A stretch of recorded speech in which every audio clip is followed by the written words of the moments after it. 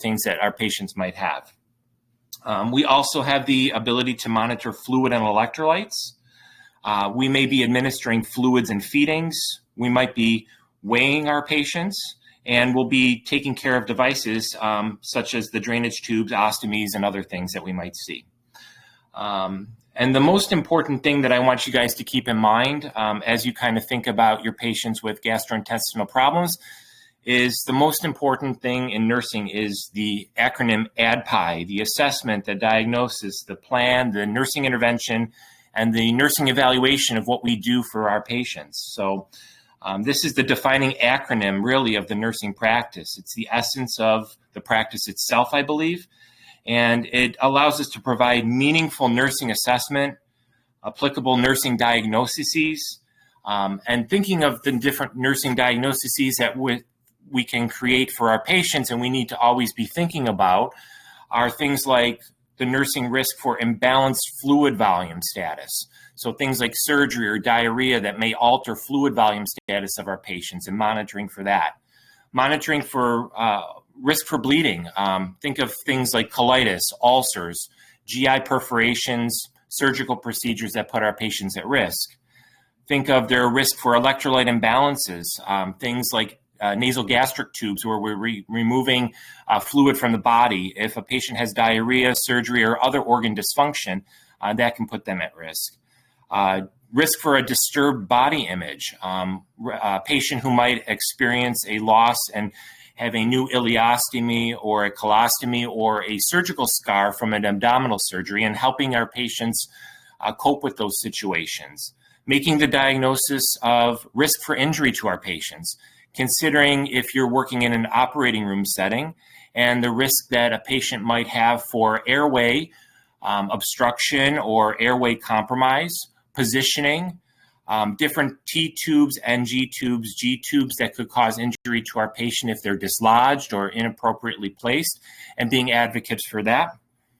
Thinking about the diagnosis of risk for impaired skin integrity is very important.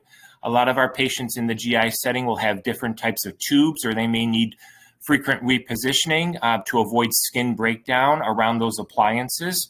And they also can have skin breakdown risk due to acids and other body fluids that touch the skin and can cause breakdown. So a big part of what we do is we monitor for that and we make nursing interventions to help prevent those injuries.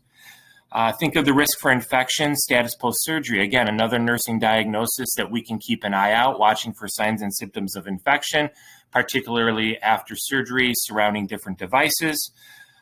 Think of the risk for impaired liver function and your teaching around diseases like hepatitis, or monitoring for hepatotoxic drug toxicity or changes in liver function, and being able to pick up on that and notify a medical provider. So those are the types of things that we'll be talking about in our presentation today. And I just want you to keep in mind as you assess your patient, you create a nursing diagnosis, a nursing plan, a nursing intervention, and evaluation of that intervention today.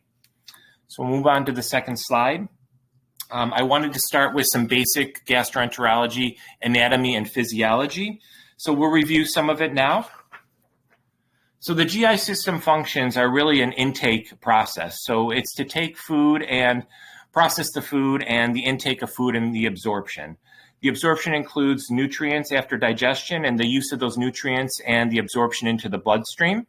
Another part of the GI function is excretion. Waste products of digestion are excreted through our colon and our rectum and our anus. And we also can think about nutrient synthesis as we think about the GI system. So think about vitamin K. The next part of the digestive system, the mouth. The mouth contains saliva with the enzyme amylase. The mouth aids with the teeth in the mastication of food, and it really is the beginning of the digestive process for our patients. Next is the esophagus. The food travels from the mouth to the stomach in this muscular tube. The muscles contract and it pushes boluses of the chewed food from the mouth into the stomach, where it undergoes an additional digestive process. In the stomach has hydrochloric acid, which breaks down food. There's different mucus glands that secrete a protective mucus in the stomach, and that helps protect the layers of our stomach from burns, from other enzymes and acids that are produced in the stomach, which help break down our foods, but we don't want it to break down the actual tissue of the stomach. The stomach also has glands that produce pepsin. Pepsin is an enzyme that helps convert proteins. An intrinsic factor is also secreted in the stomach, and that's an important enzyme that helps with the absorption of the vitamin B12. And we'll talk a little bit more about the role of vitamin B12 and some of the conditions and surgical procedures that can affect those different enzymes as we move through the presentation. There's a couple of sphincters in our GI system. Two that are pretty important in the upper system are the lower esophageal sphincter. This prevents food from going up the esophagus and kind of backwashing up into the mouth. There can be specific diseases and conditions that affect that. We'll talk about those in a little bit. And the pyloric sphincter, which is at the base of the stomach, it helps regulate the flow of our gastric or our stomach contents to the small intestine. So we'll talk about dysfunctions of that sphincter as well in a little bit. The next portion is the small intestine. Just keeping in mind there's three parts, the duodenum, the jejunum, and the ileum, and just having a basic familiarity with those is important. And the large intestine. The main goal of the large intestine that I think is important for nursing to know is that the large intestine absorbs water and helps us eliminate waste from our body. There's also three parts of the large intestine that you should be familiar with as you kind of prepare for your NCLEX. That includes the ascending, the transverse, and the descending colon. The stool is different consistency as it moves throughout the colon, so just being aware of that as well is important for your exam, I think. And then recognizing that there is an anal sphincter at the end of the digestive system that controls the anal canal and the excretion of our waste products, so being familiar with that as well. Another part of the GI system is the surrounding area, the peritoneum. So this is the lining of the abdominal cavity, and this is really the support system for the contents of our abdomen, and it supports our intestines. So having an understanding of that, and we'll talk a little bit more about the peritoneum and some different diseases and conditions and treatments that we may see in practice. We also need to think of a couple of our other organs in the digestive system. The pancreas is one. The pancreas is important because it's both considered an endocrine and an exocrine gland. So the pancreas secretes sodium bicarb and different enzymes that help us with the digestion of carbohydrates, protein, and fats. It also secretes glucagon, which helps raise our blood glucose. And it's important to know as nurses some just basic functions that the isolates of Langerhorn, different cells in the pancreas, secrete insulin for the use of carbohydrate metabolism. So that's important in endocrine disorders, but it's also part of the digestive function, and part of the stimulation of the pancreas during the digestive process is the secretion of those enzymes. So being familiar with that. Another organ that you should be familiar with is the liver. It aids in the digestion of carbohydrates, fats, and different proteins. It helps us filter our blood. It's also the site of many of the drugs that we take in, the metabolism of those drugs and the breakdown of those drugs into different metabolites that we can use and get distributed throughout our body. The liver also is an area where we store a lot of blood.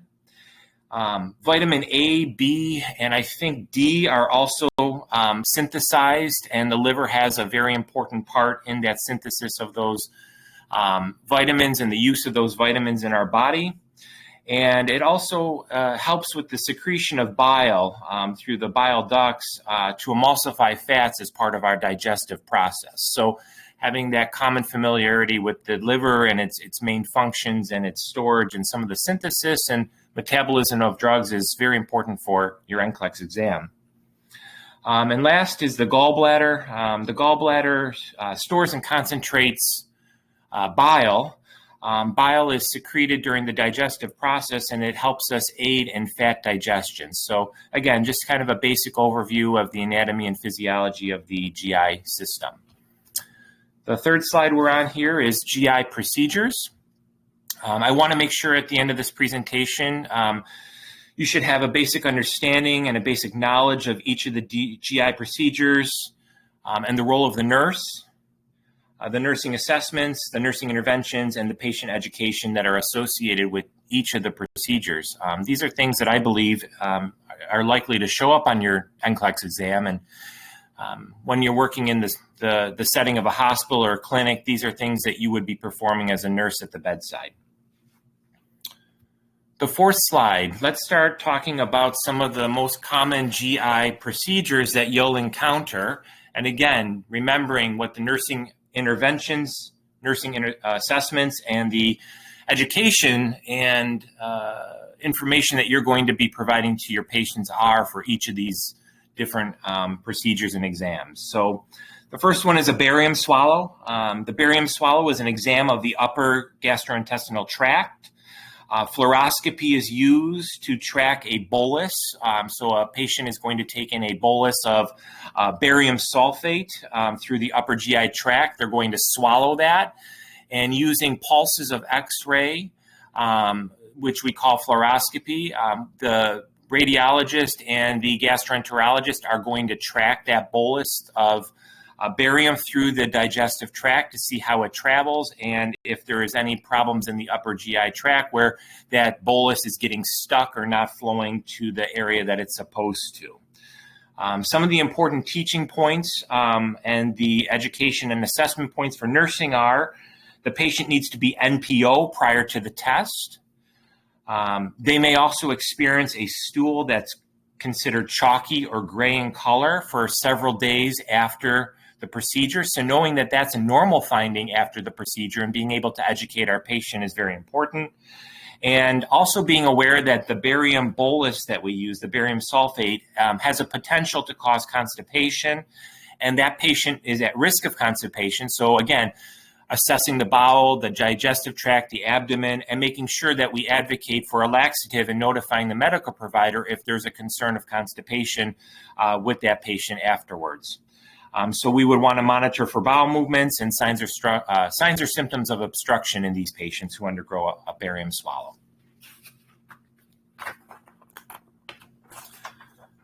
We'll move on to the fifth slide. The next one that you may encounter in practice is endoscopy capsule studies. This is a pretty neat technology and a pretty neat study if you've never seen it in person yourself, but basically a wireless capsule, a wireless camera in a capsule form. It looks like a large pill. It's almost the same size as a potassium tablet, a 20 MEQ potassium tablet. It's about that size, and basically the patient is able to swallow the capsule if they're able to swallow, or the gastroenterologist can deposit the capsule into the stomach using an EGD or an endoscopy scope under sedation. So it's going to be a camera that takes pictures through the capsule as it travels and moves through the digestive tract. It's going to help detect bleeding and different changes in the lining of the digestive tract as it travels through the patient. And one of the main nursing functions is to educate the patient on the importance of wearing a recording device. It's a small device. It's usually square or rectangular in size. It usually fits into a pouch. It looks like a small purse or a clutch that a lady may carry. You can put the pouch around the neck of the patient if they're alert and oriented, or it can be used around a belt on the abdomen. But the recording device must be present and next to the patient at all times during the duration of the study. The duration of the study is anywhere from 24 to 48 hours. And it's very important that we remind the patient to return that device back to the office or the setting where it was placed so that it can be interpreted by the gastroenterologist. So again, making sure that we educate them on the use of the device, keeping it close to their body, and returning the device within 48 hours for interpretation. Prior to the procedure, it's also really important that we remind our patient and educate them on bowel preparation, so clearing out the bowel, using like a laxative bowel preparation that's prescribed by the provider so that the capsule can flow through the digestive tract and really get a picture that's unobstructed of the mucosa and the lining of the digestive tract that's not obstructed by things like stool and or other liquids. The patient should be NPO prior to the test, again, to keep that bowel patent and open so that the capsule can flow through. And then after the capsule has been placed, generally anywhere from 4 to 8 hours afterwards, the patient can advance their diet from clears to softs to more solid type of foods. And sometimes this procedure, as I mentioned, if the patient's unable to swallow, needs to be done under sedation, either a moderate sedation or a general anesthesia. You're going to want to keep in mind that we have to monitor the patient post-procedure for them to return to their baseline, including their gag reflex, so that they're not at risk of aspiration when we give them fluids. We'll move on to slide 6. Another extremely common procedure that you'll often see in the healthcare setting is an upper endoscopy. It's sometimes referred to as an EGD. This is where the gastroenterologist uses an endoscope, to view the esophagus, the stomach, and the first or the upper portion of the small intestine, which we call the duodenum. During this procedure, samples can be completed. The gastroenterologist can view the mucosa. They can look for foreign bodies. They can remove foreign bodies. They can look for ulcers. They can look for defects within the lining of the tissue of the upper digestive tract. So this is an extremely common procedure that you're going to see and experience in the healthcare setting. This procedure is always done under sedation. It's generally done in our community under moderate sedation unless the patient is high risk, then they may have general anesthesia. So the nurse's role is to ensure that informed consent prior to sedation is obtained and on file, making sure that the patient is NPO. Now, this will vary from anywhere from 6 to 8 hours, but we use 8 hours in our community in the settings that I've worked in. It's important to educate other nurses and other providers if that patient's traveling to you on the importance of that patient being NPO so that we avoid things like aspiration during the procedure. The nurse would want to ensure proper patient placement and positioning.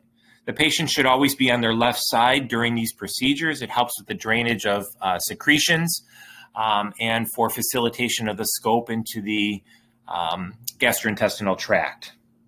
The nurse should also be aware of any allergies that the patient has, and they should also be part of the monitoring of the patient's airway and their vital signs.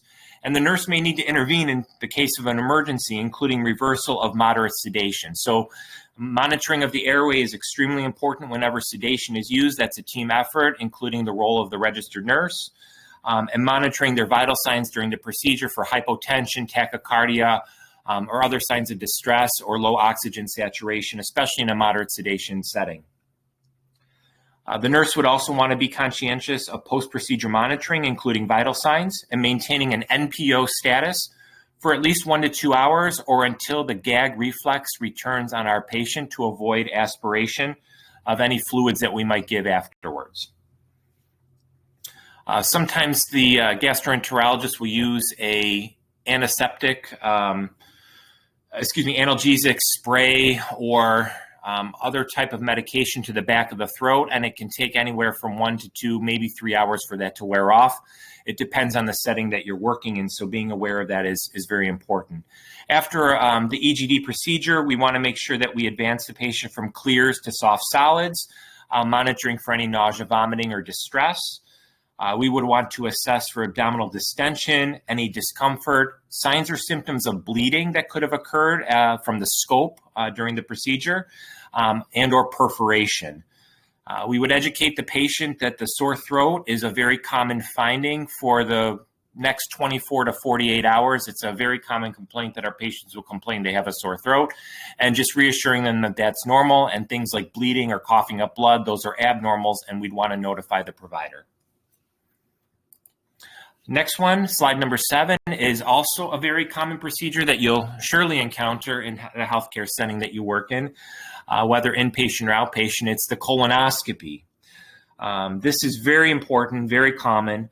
It's the use of a colonoscope, a longer scope, to view the colon from the anus all the way to the cecum. So if you see the picture on the right-hand side, you'll see the rectum where the scope is inserted using a lubricating jelly by the gastroenterologist. The scope will travel through the three different parts of the colon, and the scope, if all goes well, will reach the cecum where the ileocecal valve connects the small to the large intestine.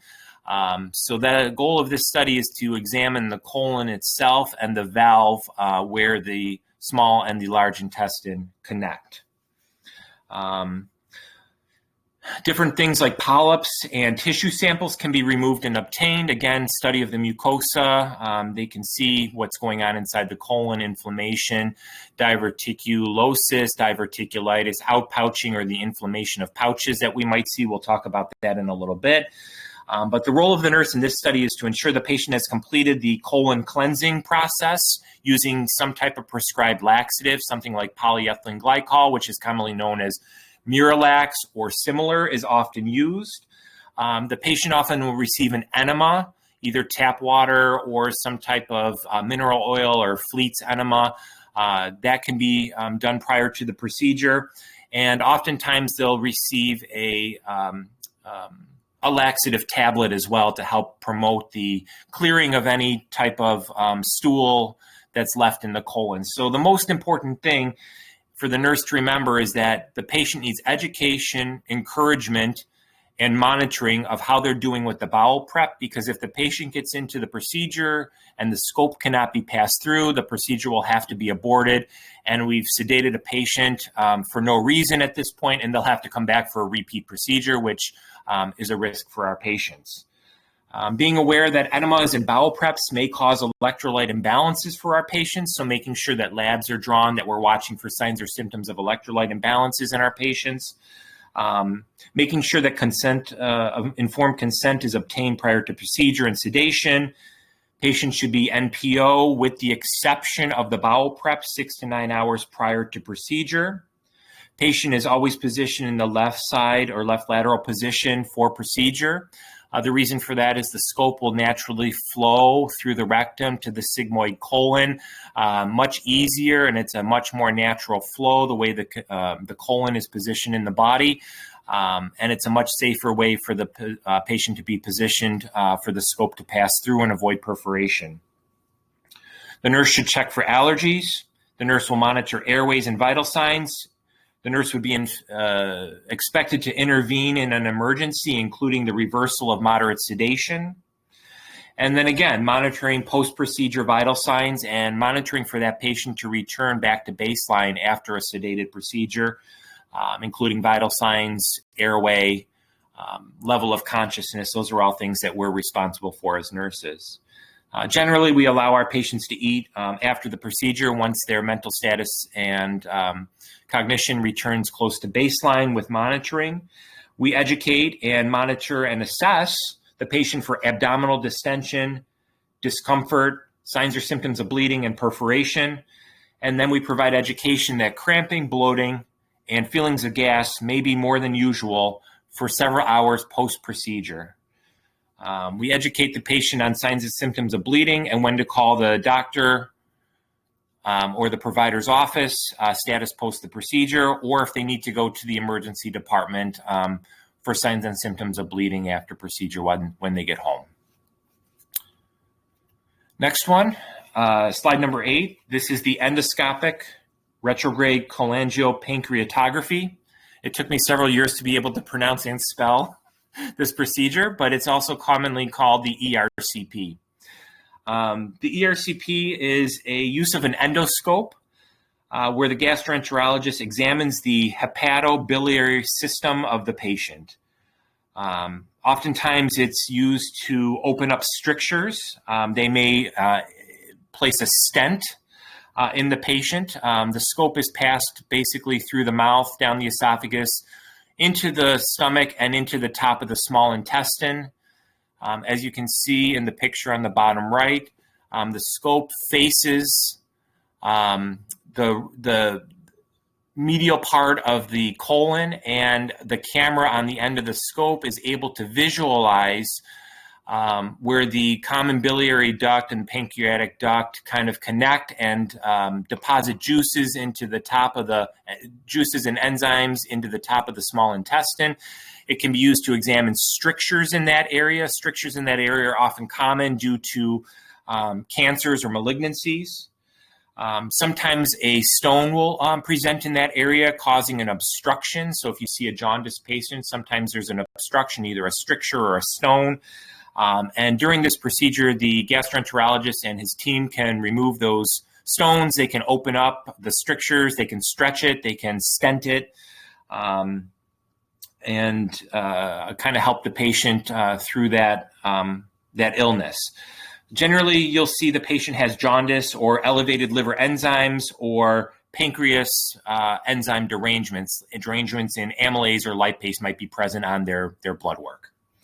Moderate sedation or anesthesia support, again, just like the other procedures, is really important. Ensuring consent, making sure the patient's NPO prior to procedure, confirming allergies, and also making sure in this one, because sometimes the gastroenterologist will use this procedure to cut open an area of the small intestine, making sure that our patient's anticoagulation labs prior to procedure are up to date and that they have been collected, and that any anticoagulation has been held per provider orders prior to procedure is very, very important with this one. Also in this one, we want to make sure that our patients are educated that contrast media is used under fluoroscopy or x-ray, again, during this procedure, to take some pictures in live time of the small intestine and the contrast media that's injected during procedure. So you'll want to confirm whether or not the patient has a pregnancy status of positive or negative prior to procedure. And you'll also want to make sure that they do or do not have a contrast media allergy. And our job would be to alert the provider to any of those findings. You'll want to monitor the patient post-procedure, their vital signs. They'll remain NPO until a gag reflex returns generally to prevent aspiration. Monitor signs or symptoms of perforation, abdominal distension, firmness, pain, bleeding. And sometimes labs are collected during these procedures, and you may be asked to process those labs and get them down to the lab as well. Slide number 9, CT scan of the abdomen. This is a non-invasive procedure, very common in most healthcare settings. It's the use of X-ray to view different portions of the abdominal cavity. Radiation precautions are very important. Check for pregnancy and possible contrast allergy. Contrast is often used in this procedure as well. Patients should be NPO at least 4 hours prior to these tests. Some patients may experience claustrophobia, making sure we educate our patient on that. And then post-procedure, this is a very important nursing intervention you may see on your exam. Increase the fluids after the procedure if oral contrast was used. Oral contrast can clog up the kidneys, so we want to make sure that we flush that out of their system by providing additional fluids by mouth, or reminding the provider that the patient should be placed back on IV fluids if indicated. And then also educating the staff and our patients that oral contrast may cause diarrhea later in the day. Next one, paracentesis. Another one that you may see at the bedside or under some type of sedation or interventional radiologic procedure. This is where the physician will use a needle or a catheter to insert into the peritoneal cavity or the abdominal cavity to remove fluids. So a lot of times you see this procedure in somebody with gross ascites or liver ascites, where their belly is extremely distended, and they'll use this either to sample the fluid, they'll use it in a palliative manner to remove fluid to make breathing a little bit easier for our patients. So it can be either diagnostic or therapeutic. So the nurse will want to check for consent, making sure that the patient has emptied their bladder prior to procedure to avoid perforation of the bladder. The patient is generally in an upright position. We would assist with that.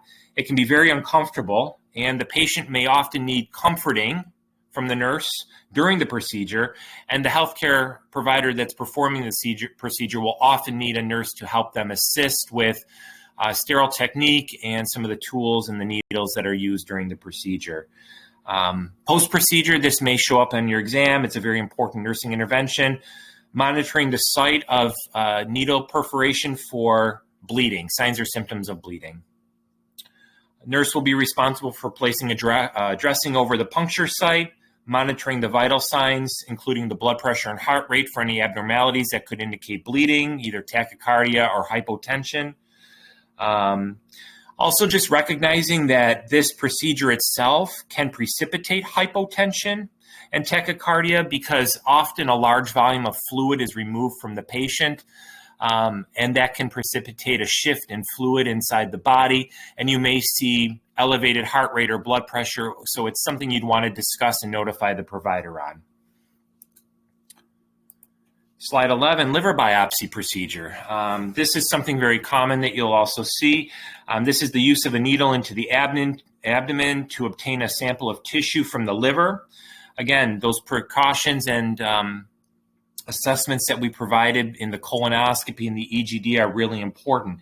NPO status, checking informed consent, and especially for this one, ensuring coagulation tests are up to date and in the chart, and that a conversation has happened between the nurse and the provider reviewing the coagulation studies and the use of anticoagulation prior to this biopsy procedure.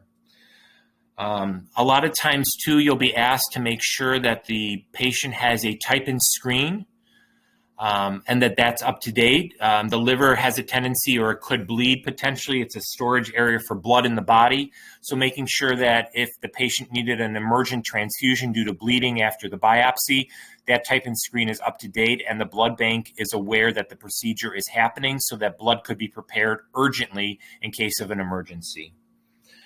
Again, you'll want to make sure that positioning is appropriate for the patient. Generally, these patients are placed supine on their back or left laterally for the procedure so that the liver kind of tips forward, and it makes it easier for the needle to penetrate the proper tissue and organ. Continuous sedation precautions like we talked about in the other procedures, monitoring airways and signs or symptoms of bleeding. And then this may also be something that could show up on your exam. This was something I think that was on mine, as a matter of fact. Post-procedure care of this patient is very important. These patients will come back to you from the procedure area. Generally, they need to lay left laterally on their left side for at least 2 hours after the procedure while you monitor their vital signs for signs and symptoms of bleeding or peritonitis and infection.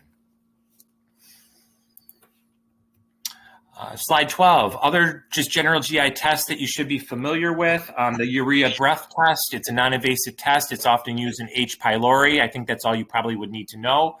And an esophageal pH test. This is generally seen when somebody has complaints of GERD or acid reflux. Just understanding that a pH probe is placed in the esophagus for about 48 hours, and then it generally falls off and is passed through the stool, and the patient would follow up with the gastroenterologist afterwards.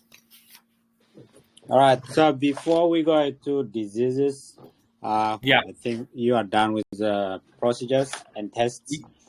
Yeah. Do you guys have any question? We can take 2 minutes discussion. Any question from what he said?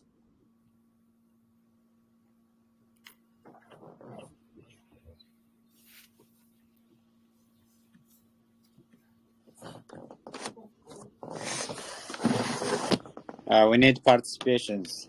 The slides were sent out a week prior. I hope most of you are well prepared about this. Any question? No question, doctor. Everything is good, really. Thank you. So I have been listening each word, and I did the U-Wordlet and some of your preparation textbooks. Every line he says is very important. To add some of them, the first slide is about being RN. It's more than being a nurse. There are a lot of understanding, a lot of responsibility to bring the patient back to a normal life. And next one is about the anatomy and physiology. So detailed. There's no way to learn it all of a sudden in just by preparing for the test.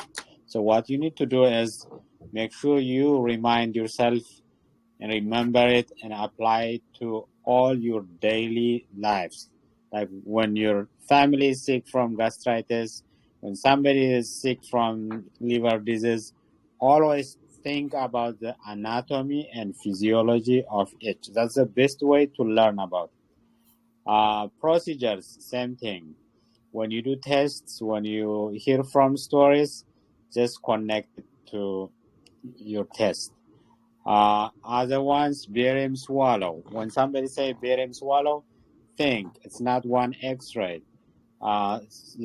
Barium swallow and follow through is about tracking any disconnect or abnormality or obstruction in the upper GI. There may be obstruction in the esophagus. There may be obstruction in the end of the stomach or intestine. So the X-ray is taken like every 5 minutes or 10 minutes for an hour or two. That is a question on UWorld. Chalky gray stool. Gets chalky, it's like constipation. So patient need laxative. That's very important. It comes on your test. Capsule endoscopy. The camera gets swallowed and you follow the pictures. Next one is ERCP. So somebody said it's all clear. Can you say or can you tell me where the wires or the camera end of the camera goes during ERCP?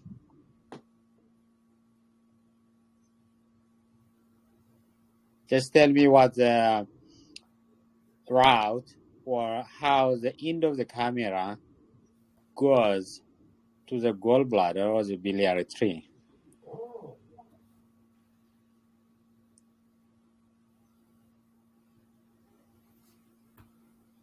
Is the question clear?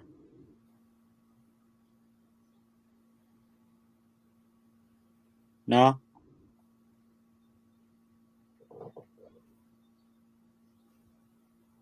Endoscopic retrograde cholangiopancreatography. What is it? You guys said it's very clear.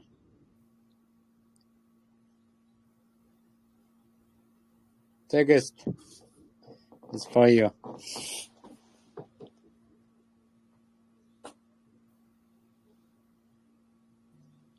It goes to check the pancreas through the bladder, through the gallbladder bile duct. So where does it start?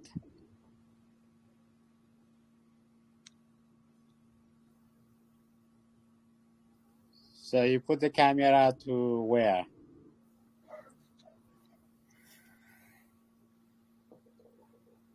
From the mouth to where? Esophagus. And then? Stomach. And then? Then it's going through liver area and gallbladder. No. Okay. Anybody who want to try? Part of the small intestine. Okay, I couldn't hear you. Renal part of. Yes, the duodenum. And from the duodenum, where does it go?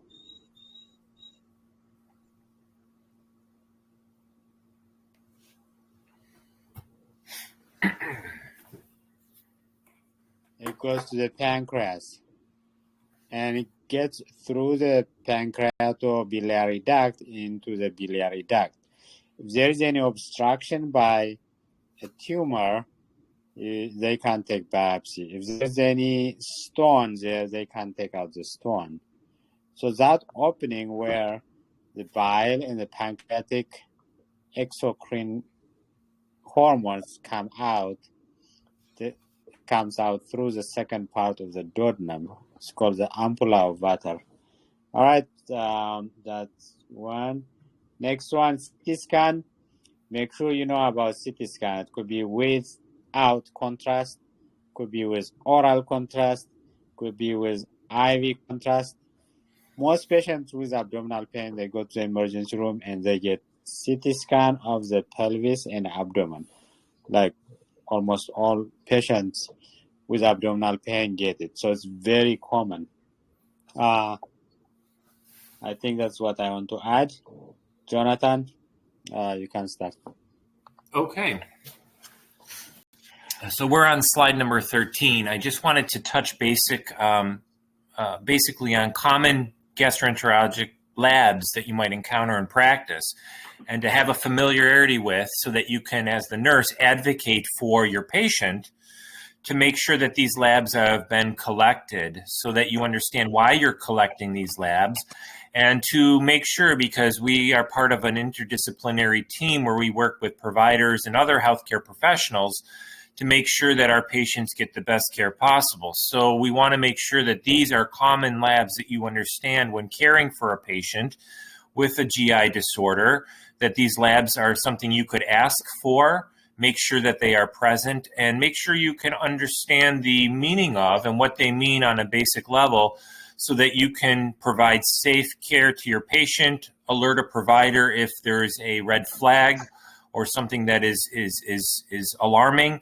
and also to make sure that you can provide education to your patients so they understand why they're getting some of these labs, because they may not be able to ask those questions to providers themselves, and they may not have an understanding of what we're doing and why we're taking blood from them.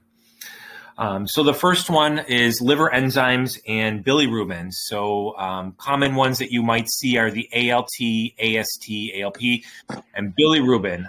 Just, I think for your exam purposes, this is my opinion, but these are generally elevated in cases of liver injury, damage to the liver itself, or in the cases of obstruction in the biliary tree, again, from a stone or a tumor or some type of stricture, something like that. So understanding I don't know if they test to the exact ranges on your NCLEX exam. I know things have changed since I've taken it. I would follow your instructor's recommendations on knowing, whether or not you need to know ranges, but just understanding that elevations in these generally correlate with liver injury is important. The next one is the serum ammonia level. This is a level that's checked through the blood. An elevation, just knowing this, generally indicates some type of hepatic or liver impairment. It suggests that the liver may have an impaired ability to break down proteins and other byproducts. And generally, if it's elevated, they're at risk for encephalopathy. And there will be we'll talk a little bit about encephalopathy later on, but just understanding that elevations outside of normal of serum ammonia correlate with that impairment and generally encephalopathy. Pancreatic enzyme studies. There's two that I think are very important that I see a lot in practice now and at the bedside when I was an RN. Amylase and lipase. Generally, we would suspect these to be elevated if there was a case of pancreatitis. And there's different types of pancreatitis, but generally elevations in both of these markers tends to indicate that there's a dysfunction or inflammation of the pancreas. All right, just to add on this, elevated enzymes, when you think about it, is a destruction of the tissue or strain to the tissue, usually in acute problems. Like in hepatitis, acute hepatitis, many of the liver cells die, and what the enzymes were doing inside are released to the bloodstream. LT, STs are very important in a lot of metabolic systems, including the Krebs cycle, glucose synthesis, and all that. When the liver cells die, the enzymes come to the blood. So high means there's acute liver problem. But once all the liver cells are destroyed and become scar, it doesn't go up. Same thing with pancreatitis. In acute pancreatitis, whether it's from stone or alcohol, amylase and lipase they do not get excreted to the duodenum, but they go to the blood.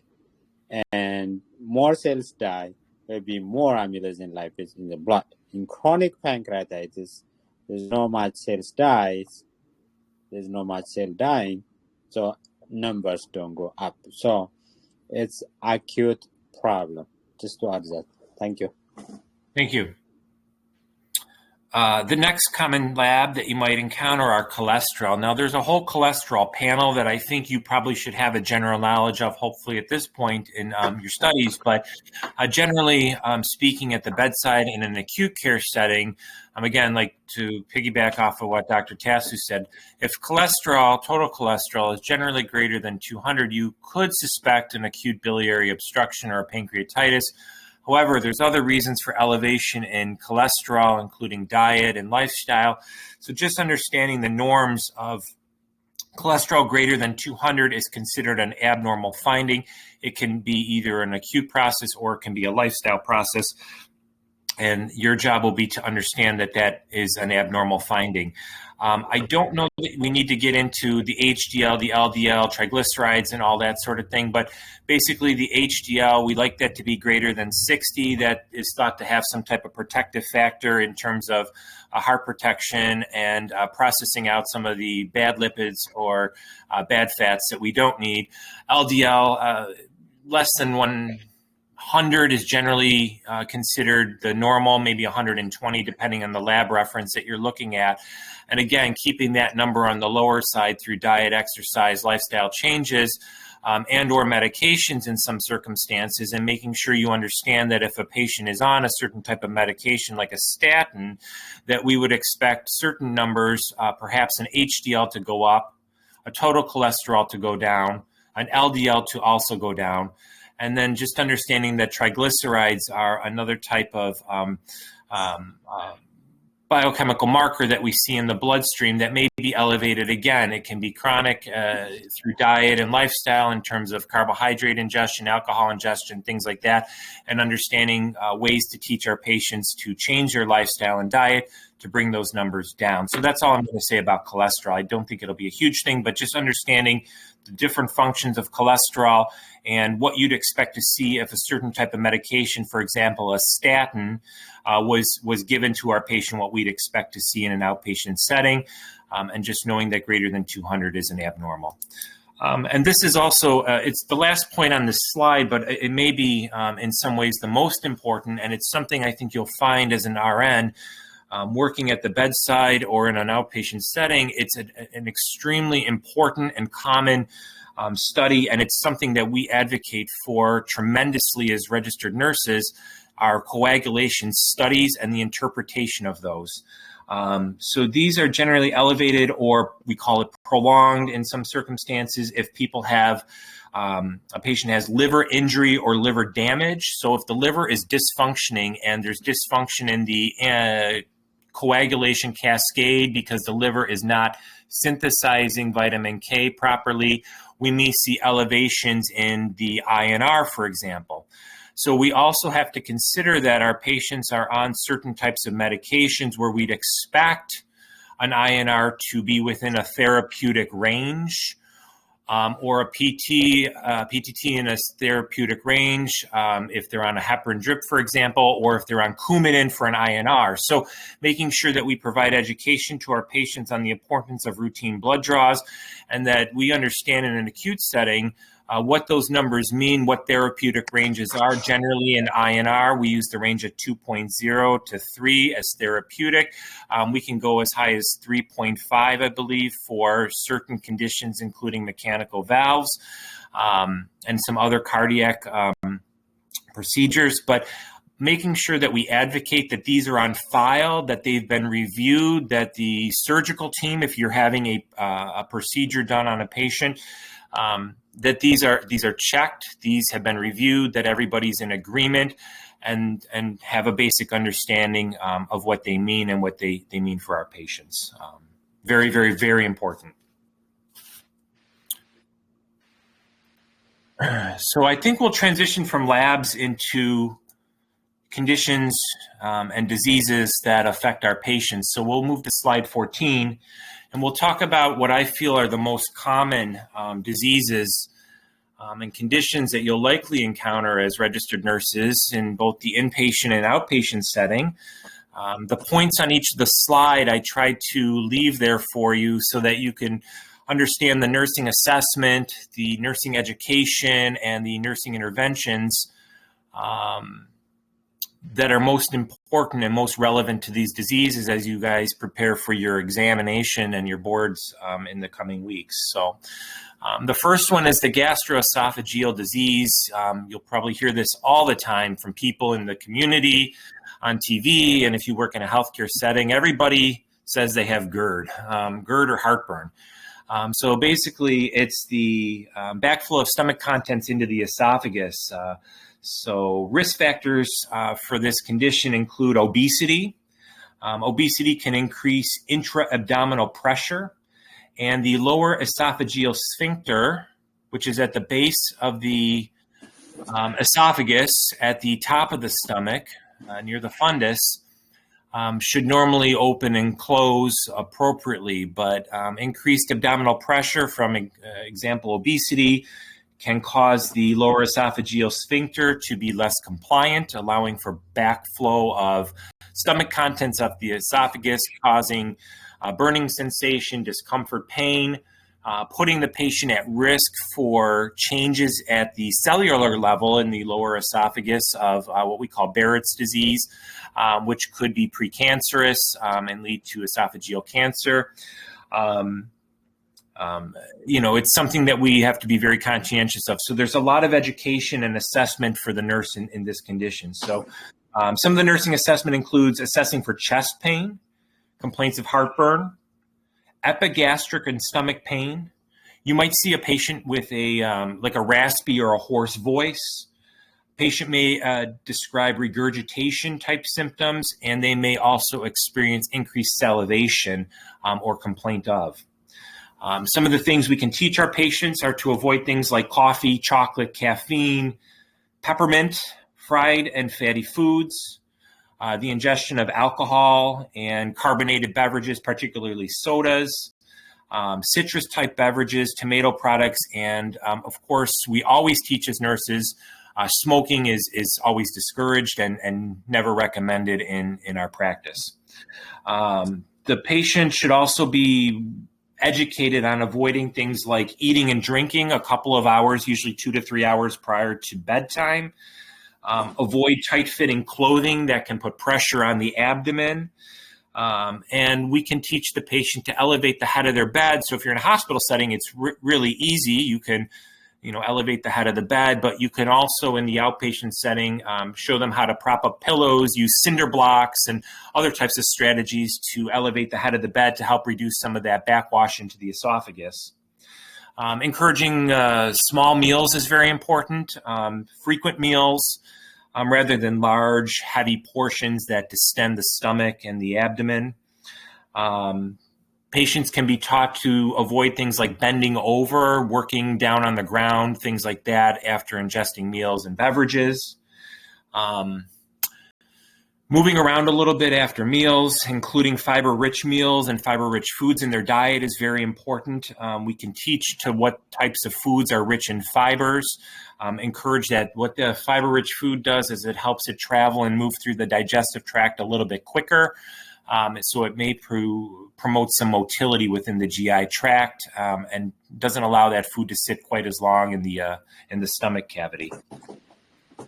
And then we can talk about some medications that you might see. We'll talk a little bit more about meds towards the end of the presentation, but it'll be important to promote prokinetic agent medications such as Reglan. It's also called metoclopramide. That's a medication you might see at the bedside or patients may be on in the outpatient setting. It helps stimulate gastromotility, so that's one that we should know about. Avoiding NSAIDs that can cause stomach irritation. So NSAIDs, things like ibuprofen, would be something we'd want to avoid use of in these types of situations with these patients. And anticholinergic drugs could also cause GERD-like symptoms, so avoiding anticholinergic drugs.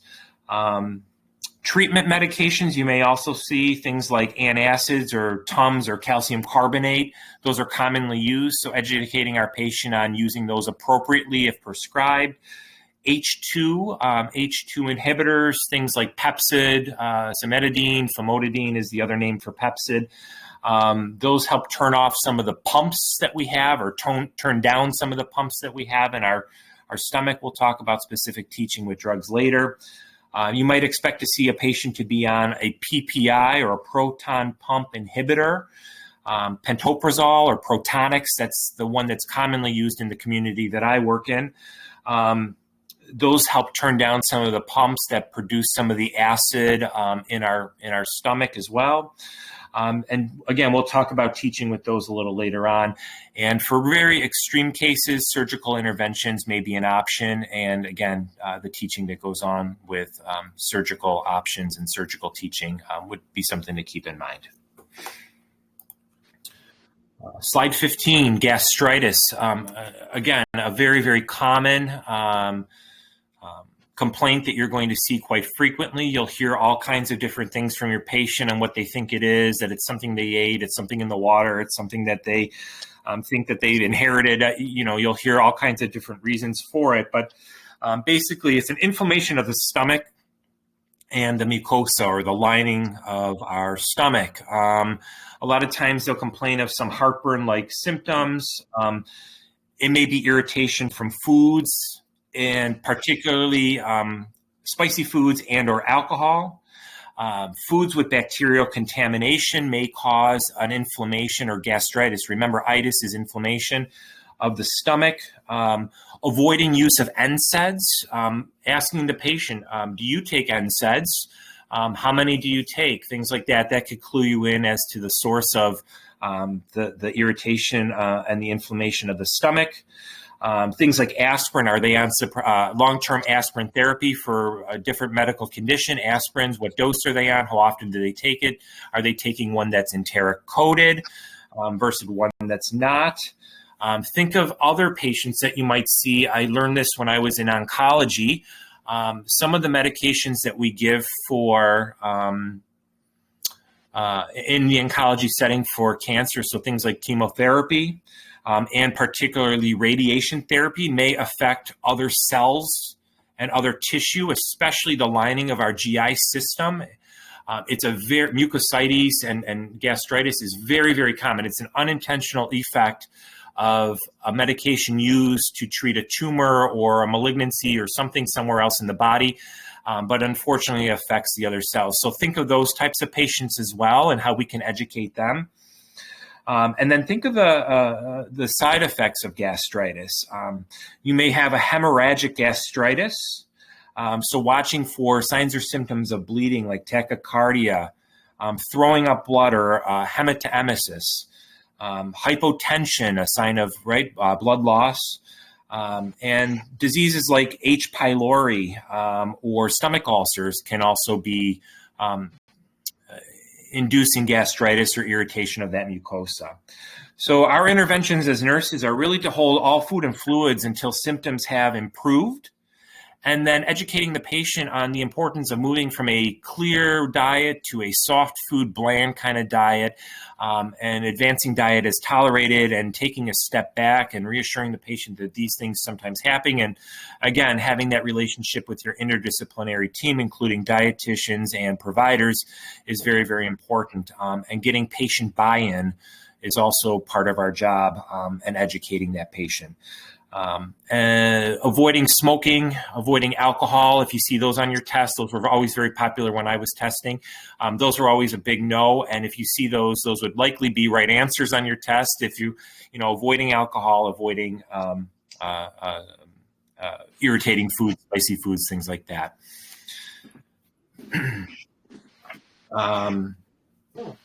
Some of the treatments that we'll provide education for, and you may see at the bedside, are proper use of antacids. Again, we talked about calcium carb or Tums, PPIs or pantoprazols, protonics, H2 blockers like the famotidine or cimetidine, and then educating these patients that if there is another infectious process like H. pylori, a bacterial infection of the stomach that's causing the gastritis, they need further testing, evaluation, and or antibiotic treatment to help eradicate that pathogen that's causing this. So multiple reasons for gastritis.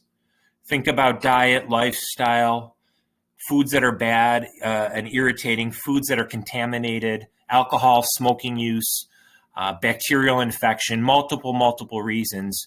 And then just making sure that we get that mucosa to kind of settle down and the patient's made NPO and then they trial advancing of their diet. The next one, slide 16, peptic ulcer disease, to kind of piggyback off of that, also very common. This is the erosion and the ulceration of the esophagus, the stomach, and the upper part of the small intestine, which we talked about, the duodenum. We would want to educate our patient on the risk factors such as NSAID use, alcohol use. Is the patient on a corticosteroid for another condition like a rheumatoid arthritis or something else? So, identifying risk factors for this condition is very important. Do they have an H. pylori infection? Do they need additional workup for that infection? And do they have a family history? Sometimes I saw in GI that family history played a part in peptic ulcer disease. It ran in the family. We'd see, multiple generations of their family treated for this in the past. So identifying that is part of our job as well. The main thing I think you need to look for in terms of clinical assessment is the burning sensation that these patients will report that occurs, most importantly, this is very important, I think, approximately 2 hours, maybe 1 hour to 2 hours after meals. It's often described as a gnawing pain, and they'll often report that they have relief of their pain after ingestion of more food.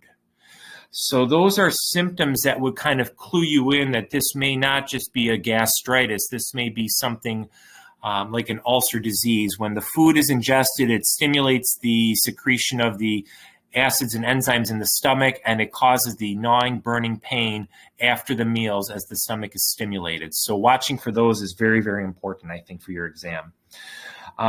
Sometimes these patients will also report that they wake up in the middle of the night on occasion with this pain.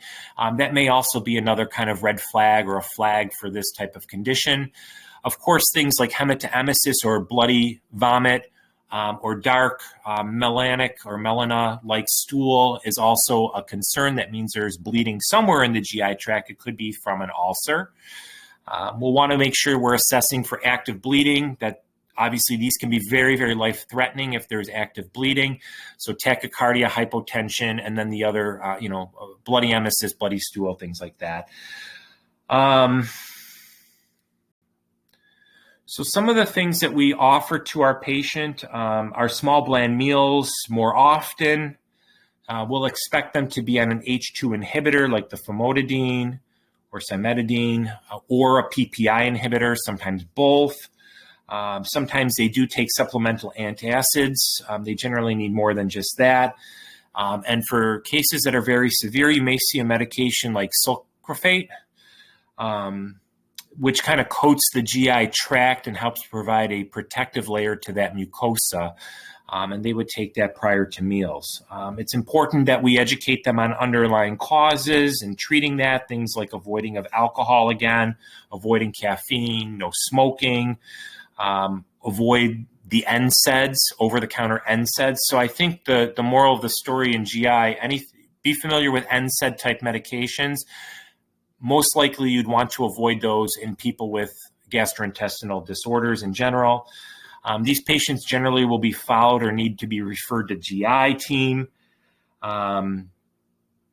There's surgical interventions in severe cases I've seen people with stomach removal or gastrectomy where part of the stomach has to be removed. There's like a resection. Trying to think what else I can tell you about these. Again, you after any surgical procedure, remember your surgical interventions pre, post, and during surgery. And then just making sure that these patients are at risk for fluid and volume depletion and electrolyte imbalances due to their ulcers and changes in food intake patterns. But I think knowing the gnawing pain, burning after meals, and watching for those signs and symptoms of bleeding are the most important, and referring them to a GI doctor quickly or an ED if they are actively bleeding is very important for our practice. One that I used to see sometimes, I don't know if it'll show up in your exam, but dumping syndrome. We'll talk briefly about this. So basically, this is a condition where we see gastric contents that we've ingested, that have hit the stomach. They readily empty from the stomach into the small intestine very quickly. Stomach usually holds contents for a couple of hours after we ingest as part of our digestive process. The sphincter opens up and the contents slowly pass into the duodenum, or the top part of the small intestine, for additional digestive process. They mix with the pancreatic and the enzymatic fluids from the liver and the bile. These patients, you'll generally see them with presentation of nausea, vomiting, rapid abdominal fullness, cramping, diarrhea. Sometimes they sweat. They get really, really sweaty, and they palpate. They look kind of pale. You might hear very strong, hyperactive bowel sounds, and I can never say the word right, but borborygmy, it's listed on the second point of the slide, but the hyperactivity of the bowel sounds is very common in this syndrome. So when you're assessing a patient, if you notice that hyperactivity very quickly after meals and those other signs or symptoms, they may be experiencing dumping syndrome. Again, it's a reportable condition to a medical provider. Teaching the patient to avoid stimulants like caffeine, sugary, carbohydrate-rich meals, candy, soda, those kinds of things, sweets, they can really exacerbate this condition. A lot of times we educate as nurses that a smaller portion more frequently, maybe like small meals 5 times a day, 6 times a day, can be very, very helpful. Not drinking a lot of fluid at the same time you're ingesting your food would be another teaching point to reduce that volume in the stomach. And then taking a rest after the meal, not getting up, walking around, running, kind of maybe sitting for 30 minutes, that type of thing can also help with some of the symptoms of the dumping syndrome. So again, just remembering your teaching points, which I've listed for you, your assessment, the hyperactive bowel sounds, that diaphoresis may be an important point to remember. Again, clinically, I don't know that it'll be on your test. You may see some paleness as they're experiencing this cramping and discomfort in their abdomen. Next slide, number 18, vitamin B12 deficiency. So lots of different reasons for this. Vitamin B12 absorption can be disrupted, most likely due to bariatric or some type of surgical procedure where part of the stomach was resected, changed, altered, removed. B12 is synthesized with the parietal cells in the stomach. Intrinsic factor, I think that's an important point to know, combines with the B12 to make the B12 accessible to the body so that we can use it. These patients who've had a bariatric surgery or undergone some other type of resection of the stomach generally are at risk for depletion or deficiency, and they're likely to need B12 replacement. I think that's important to know as well. Bariatric surgery, next point, number 19. This is used to decrease the stomach capacity or the stomach's ability to absorb calories and nutrients. Most likely, I'm sorry, just calories, excuse me. It's used in conditions like obesity or to promote weight loss generally.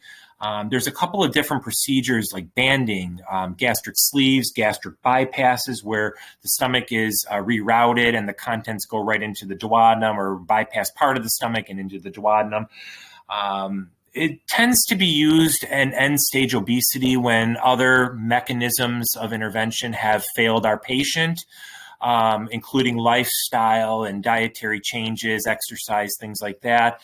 Sometimes medications are trialed prior to bariatric surgery if they fail those or they're not complete. And these patients are at very high risk of obesity-related complications such as like thromboembolism, cardiac disease, diabetes. These are the types of patients that may be referred to bariatric surgery for weight loss procedures. It's generally not indicated cosmetically. They may do it in some settings, but it's been my experience in professional hospital settings. It's used to avoid complications of obesity and associated diseases, diabetes, heart disease, those types of things.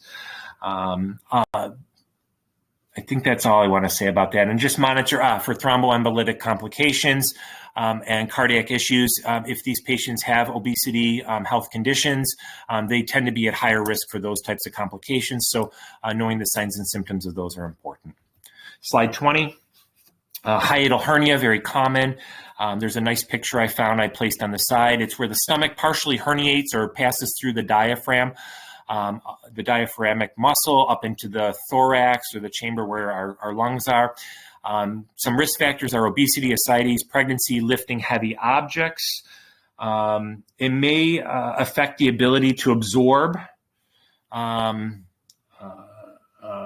and cause some pain for our patient, including heartburn, chest pain, vomiting, feelings of fullness in the abdomen, and lying down is something I think you should know. It may make this condition worse and more uncomfortable and painful for our patient. Small, frequent meals are important. Again, limiting liquid with meals, sitting upright after meals, and avoiding anticholinergic drugs that may delay stomach emptying. And these patients may be referred to a surgeon for further evaluation. 21, cholecystitis. This is a big one. You'll see a lot of this, especially if you work in med-surg. And even in the outpatient setting, there'll be some assessments that you can do to help triage these patients appropriately. But this is a very important one. I would be not surprised if you see it on your exam. Condition where the gallbladder is inflamed either acutely due to an acute process, an inflammatory acute process, or a chronic process. Cholelithiasis, I just want to make that differentiation. Lithiasis, think of stones, can cause an acute inflammation of the gallbladder. So think of stones and acute.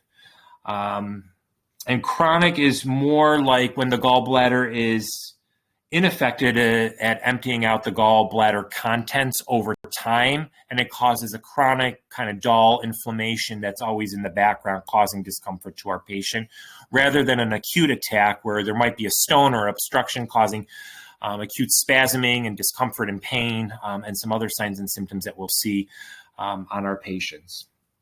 So we'll want to assess for nausea, vomiting, indigestion, generally epigastric pain, and pain that sometimes they'll refer to the right shoulder or the right upper back scapula area.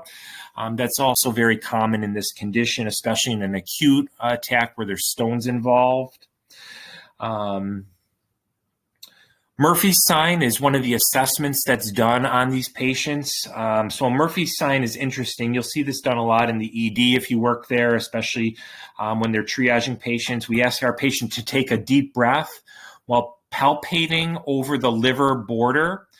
And what we'll see is the patient will almost jump out of their seat in pain or express pain due to the sensitivity of the inflammation of the gallbladder, kind of touching that peritoneal wall with the pressure that we're placing on that area. So I would know Murphy's sign for my test. You might see some jaundice, foamy dark orange urine, reported clay-like stools, and itching or pruritus of the patient. And generally, these patients will end up going to surgery if the symptoms are acute and bothersome enough. It depends on how they present and how sick they are. They generally are NPO until the signs and symptoms resolve or they're taken to surgery. They may need an NG tube if they are NPO to help manage secretions if there's some blockage. They may also receive a T tube after surgery. I think just knowing those generally is important. Let's see. Yeah. Okay, so the cholecystectomy is gallbladder removal. or a choledocholectomy is an incision to the common bile duct that's done laparoscopically, where they try to remove a stone. If a surgical procedure, of course, occurs, we want to have those nursing interventions of monitoring the patient during and after surgery. Early ambulation is really important in any surgical patient. Keep that in mind for your test. NPO and NG tube management is generally noted until the patient returns with positive bowel sounds. They may present with a T-tube, which is a tube to drain the bile out of the gallbladder, the common biliary duct. You'll be responsible for monitoring the output of that and the consistency, the color, that sort of thing. It's used generally short-term after surgery, and it's removed. Once the inflammation of the common biliary duct kind of resolves, they tend to take those out after a couple of days. And then remembering to advance the diet as tolerated once bowel sounds have returned to normal and the NG tube is removed. We'll talk a little bit about the T-tube next, because I think this is something you may see. So the T-tube, like I mentioned, is placed in the common biliary duct after the surgical intervention in the common biliary duct area, allowing for the drainage of bile. It's because the bile duct becomes often inflamed from the acute process and the surgery. This allows a bypass for bile to drain out of the body so it doesn't back up, causing more problems for our patient. So a gravity bag is generally in place. It's secured to the side of the patient, to their abdomen or upper hip area. You'll want to monitor and record output, the consistency, does the output have any odor, and what the volume of that is. One thing that's really important that I learned in surgery is you monitor the volume of output. If it increases suddenly, that's considered a red flag, and the surgeon or the provider should be notified of either increased biliary output or foul or purulent colored drainage. Of course, you want to monitor the incision site.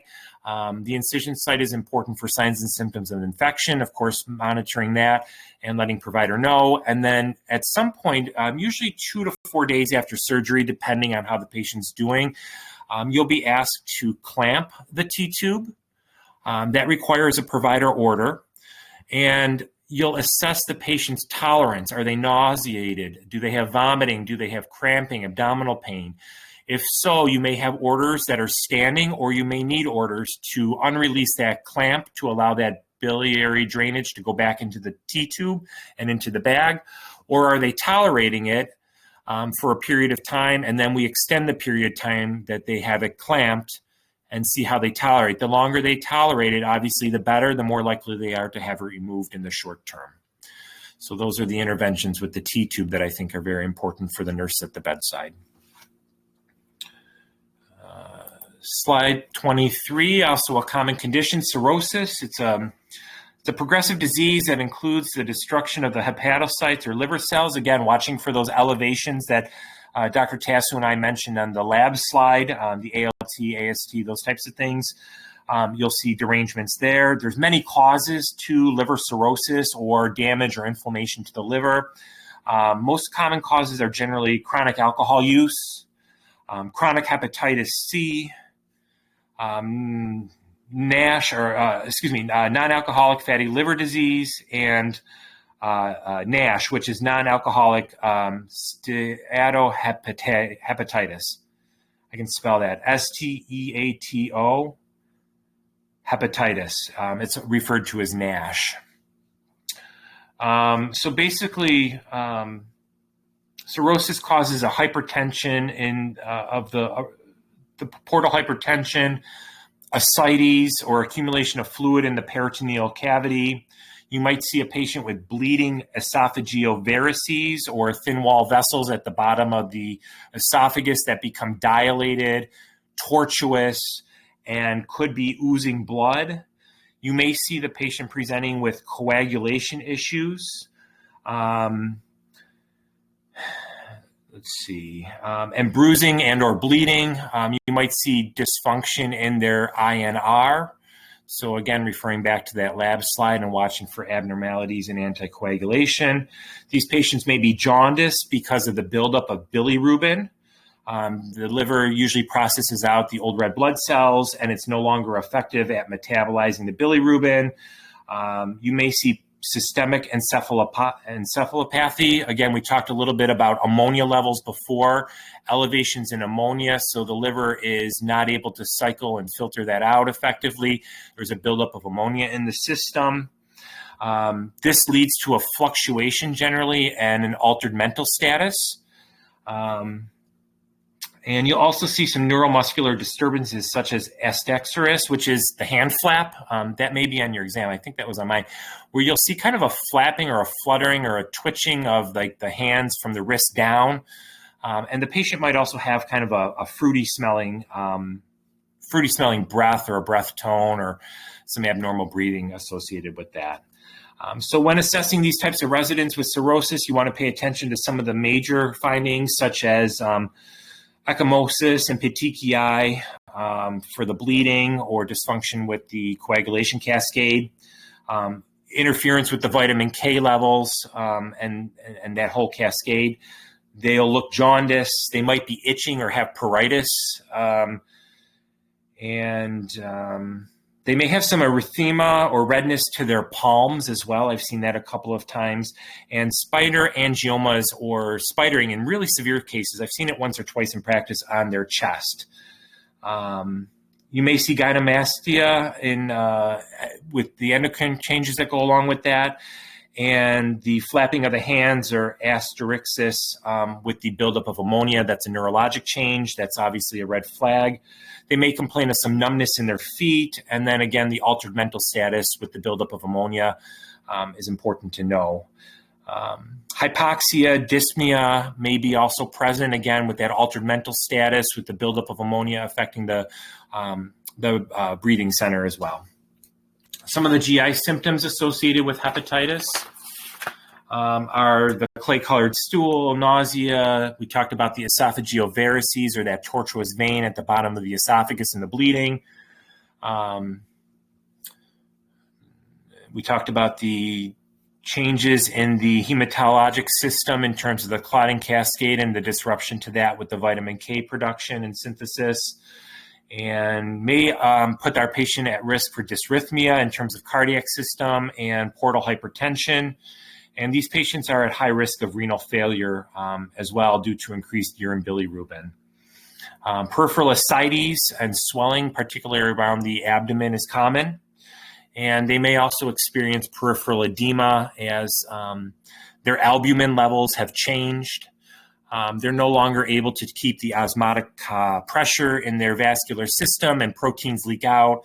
They pull fluid out and they become edematous, and they have that edematous acidic style abdomen, lower extremity edema, that sort of thing. So we'll see that very commonly. So our nursing interventions are to monitor for decreased work of breathing, shortness of breath, position them at 90 degrees in the bed. They need a high protein diet due to the changes in the osmotic pressures and the protein shifts in the vascular system causing that edema to occur due to the shift in albumin. They may need some vitamin supplementation, particularly vitamin K if they're bleeding and their INRs are elevated. Monitor for mental status changes due to increases in ammonia levels. You can expect these patients to be on diuretics generally for that ascites and the generalized edema. So monitoring their blood pressure, fluid and volume status, their electrolytes. They're at high risk for intravascular depletion, we'll call it, where the fluid is shifted outside of the vascular system. They may be hypotensive and still on a diuretic, so just being conscientious of that. They tend to be on fluid restrictions sometimes. You may see that. Checking their weight is important. And then frequent neural checks and watching for that wrist flapping and finger flapping and that sort of thing. Fruity breath odor, you may pick that up on exam. And monitoring their CBC and coagulation labs. And then one of the interventions you'll see is the use of lactulose to eliminate ammonia, and just understanding that diarrhea is a common side effect, or an expected side effect, I should say. It's not a bad one when the lactulose is given to help reduce the ammonia. It helps the patient by excreting stool with the ammonia in it. So they're excreting ammonia in their stool. So you're monitoring, again, for fluid volume status, and expect loose stool with lactulose use. It's expected. You want to avoid sedatives and opiates in this patient. They have a difficult time often processing and metabolizing those types of drugs. Next one, slide 24, esophageal varices. We talked a little bit about these already. These are those tortuous dilated veins in the esophagus. They can rupture and bleed. The bleeding from these can be extremely severe. It's always an emergency. You're assessing for bleeding, hematemesis, melena. Keeping their head of bed upright is very important. Watching their vital signs. They need to be immediately NPO.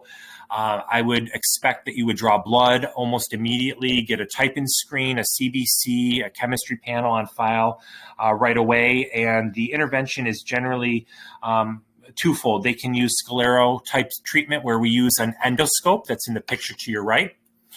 The endoscope is passed down the esophagus, and a Blakemore tube is inserted, and a balloon is inflated at the bottom of the esophagus. There's a little red area on that diagram that I included.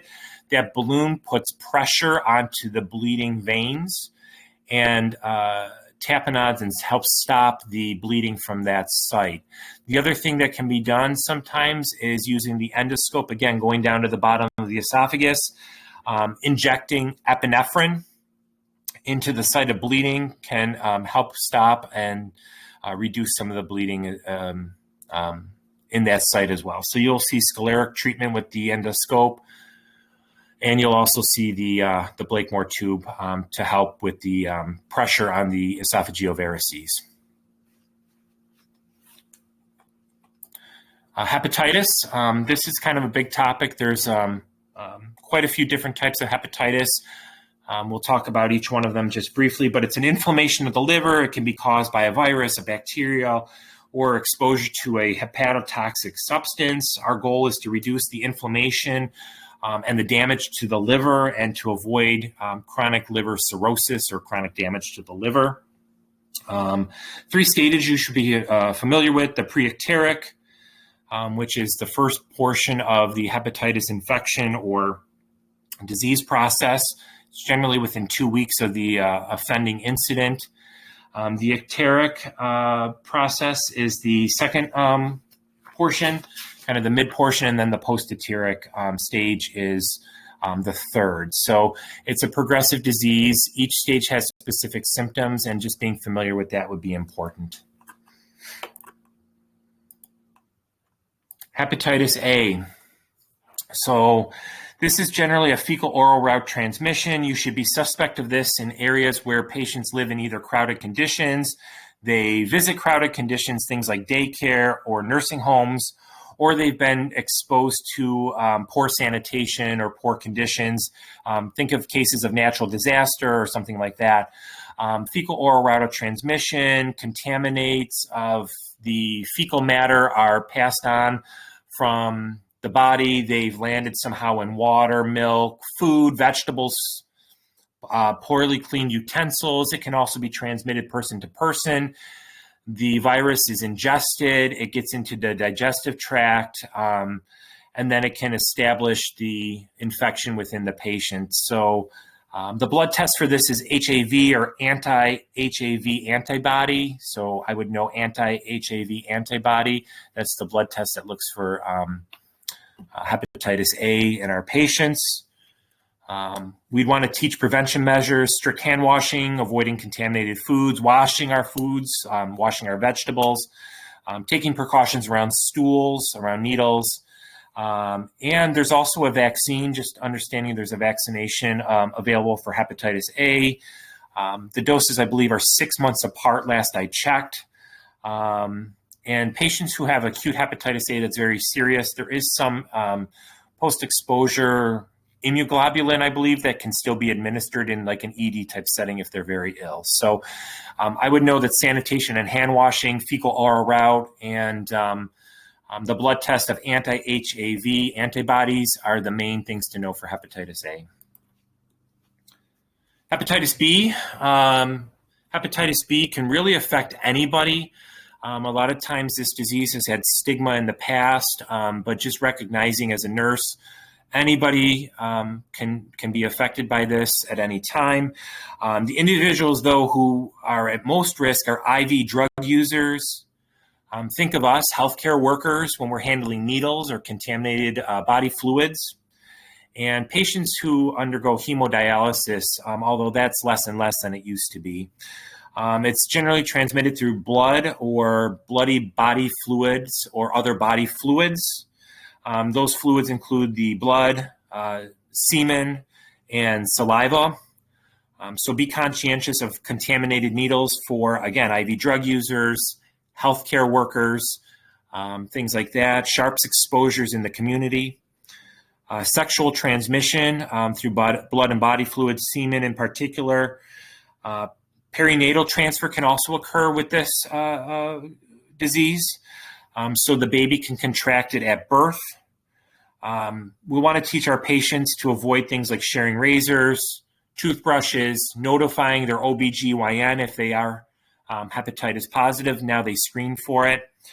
And the testing for the disease, they look for the hepatitis B, or it's called HB SAG, hepatitis B surface antigen.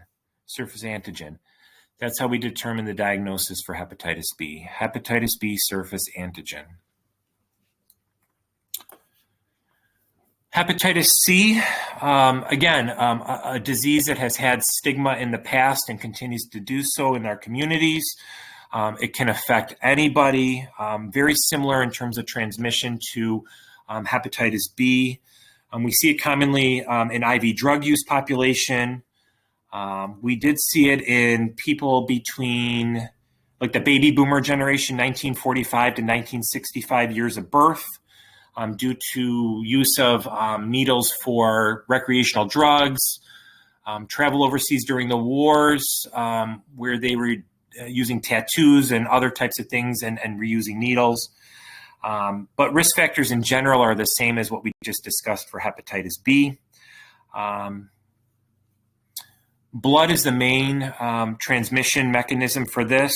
And to establish the diagnosis, we want to look for the anti-HCV antibody.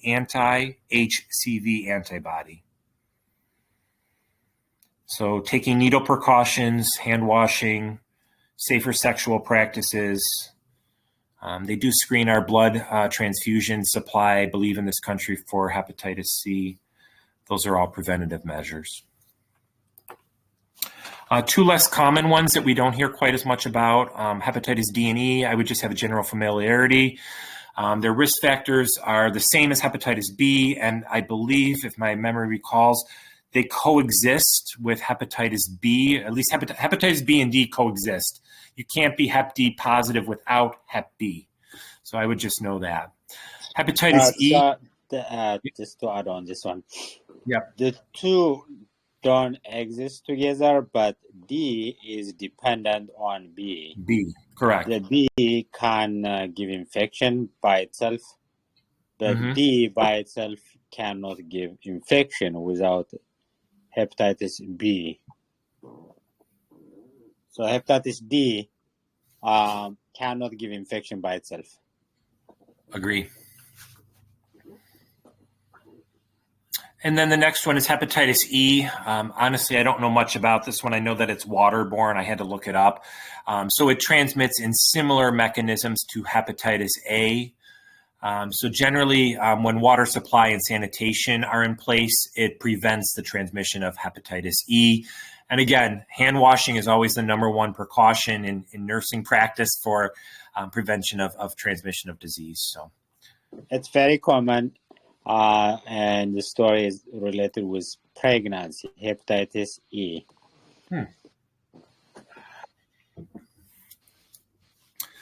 So again, just some teaching points to summarize what we do as nurses: strict hand washing, sexual activity, safer sex activities, avoiding sharing of personal items like razors, toothbrushes, towels with infected patients or with blood or body fluids on it. People who have infections, particularly with hepatitis A, should not be preparing food for other people until that infection clears, if possible. Hepatitis obviously affects the liver, so we're avoiding alcohol, NSAIDs, and sedatives, which all can be contributing to hepatotoxicity or toxicity of the liver. Avoid blood donation or have a conversation with the blood donation location or your physician about that.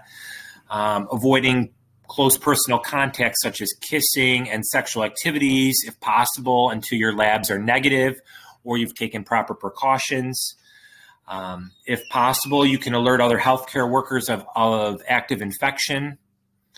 And then the nurses can also review medications with the patient and the providers to avoid use of hepatotoxic drugs like NSAIDs. All right. Any questions so far? To give a little bit break for Jonathan. Any questions? Even if you know the answer, just ask.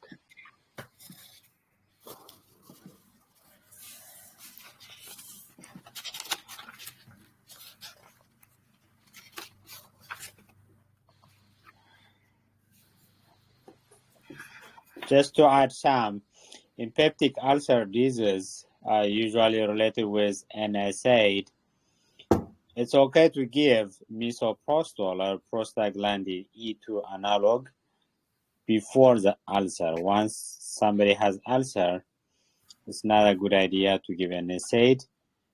And one COX-2 inhibitor, meloxicam, is less dangerous to the GI. So from the NSAIDs, the COX-2 inhibitor, meloxicam plus misoprostol, is a better option. Next one is the dumping syndrome. Dumping syndrome is a connection between the stomach and the intestine. Usually it's done for the gastric bypass is done for obesity or gastric outlet obstruction. There are so many questions on UWorld about that. What is intrinsic factor? So anyone who could try?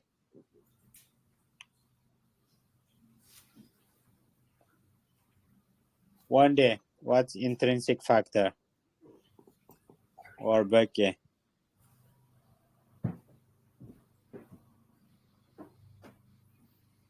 Or Nura? So it's on slide 18. So it's a protein that helps vitamin B to be absorbed. So without intrinsic factor that's produced from parietal cells, the vitamin B will not be absorbed. It's very common from chronic gastritis or autoimmune disorder called pernicious anemia.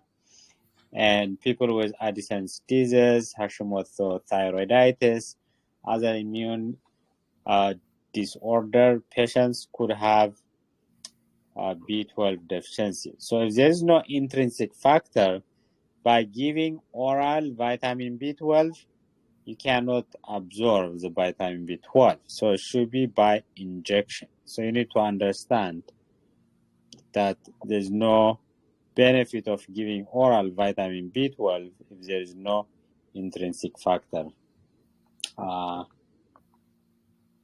That's what I want to add. And the other one is lactulose. When you give for cirrhosis, you want the patient to have diarrhea. They say it's more than 3 times, and your book say more than 2 to 3 times a day. So we need the patient to have loose bowel movement or diarrhea, at least 3 bowel movements in 24 hours. There are many questions about the Blackmore tungsten tube. That's to stop bleeding from esophageal varices bleeding. While some of the questions are related with complications. Sometimes the tube may come out partly and suffocate the patient.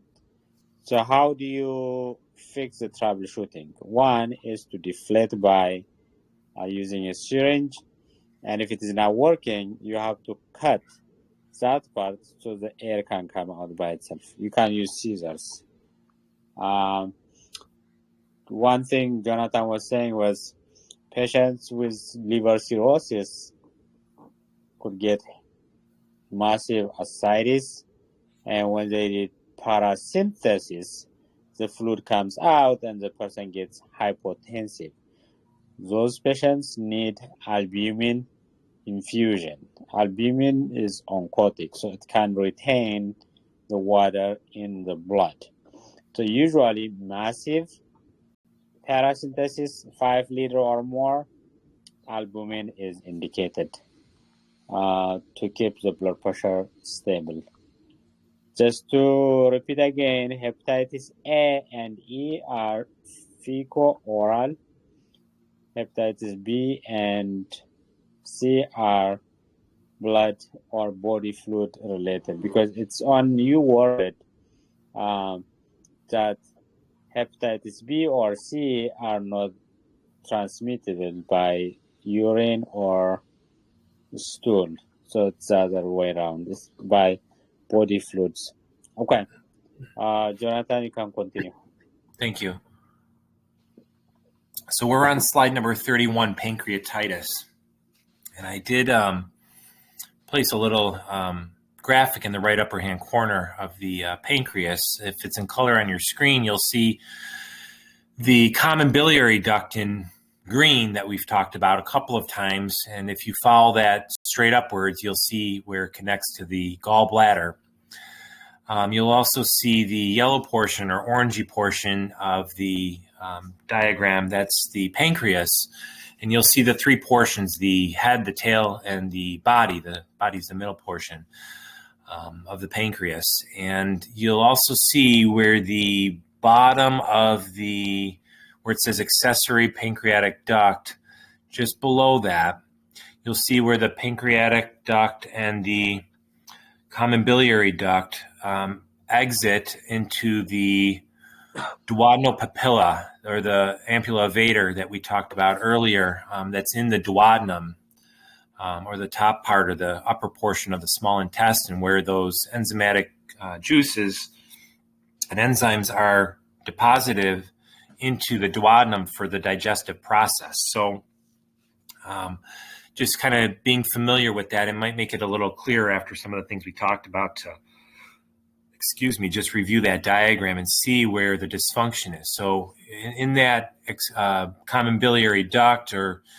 papillary duct, anywhere in there, there can be cancer cells actually on the papilla itself, a mass there that's obstructing or occluding the area where the enzymatic juices drain into the duodenum. There can be the stone in the green common biliary duct. There can be pancreatic disease that's causing a stricture on the pancreatic duct as well. So just being familiar with that. And then the ERCP is the intervention with the scope that goes down, like we talked about, esophagus to stomach to the duodenum. It can view with the camera the papilla, and then the wires and the contrast and the interventions of stenting, stone removal, sweeping, all different kinds of things that the gastroenterologist can do occur within that common biliary duct. So I hope that makes it a little bit clearer, this picture for everybody. So pancreatitis can either, we talked a little bit about this, can either be acute or chronic inflammation of the pancreas. Think back to the slide that we talked about with the amylase and lipase, the lab slide, where we see disruptions in the labs in acute versus chronic. But this is where pancreatic enzymes escape and infiltrate the surrounding tissues around the pancreas. One nurse actually taught me this a long time ago. The pain that we see in the upper mid-back, generally on the posterior side of the patient, you can think of it like a chemical burn almost. It's almost like it's burning the patient and the tissue, and that's what's causing the pain. So that was something that always stuck with me when I worked at the bedside. But acute episodes can be recurrent acute episodes, whereas chronic is a continuous inflammation that results in scar tissue buildup in the pancreas, and it generally has chronic tenderness to the abdomen or upper abdomen for these types of patients. The nursing assessment, when you do one, you might find the patient with abdominal pain. It tends to be sudden in onset, and it's usually mid-epigastric or left upper quadrant, radiating to the back. It tends to be very, very painful. When I've seen it in person in the hospital, it's very painful.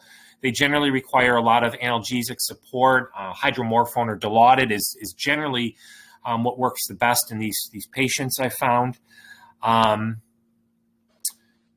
And the back pain is usually, in my experience, more of a complaint than the front or the abdominal, anterior, upper epigastric pain in these particular cases. With that being said, we want to teach the patient to avoid alcohol, fatty foods. You might lay these patients down in the bed too, I found, and they might become more aggravated, restless, and with more pain. So we'd want to avoid laying them down, but that's kind of a little test you can do to see if that aggravates the condition too quickly at the bedside. They tend to be anxious due to the level of pain that they're experiencing. And they may also experience some guarding of their abdomen. This is a very, very, very painful condition for these patients. Over time, if it's chronic, you'll generally see a weight loss on these folks. And we talked about the amylase lipase before being elevated in the acute setting. And you'll likely see if there's an acute infection or an acute process, sometimes we see an elevation in white blood cells as well.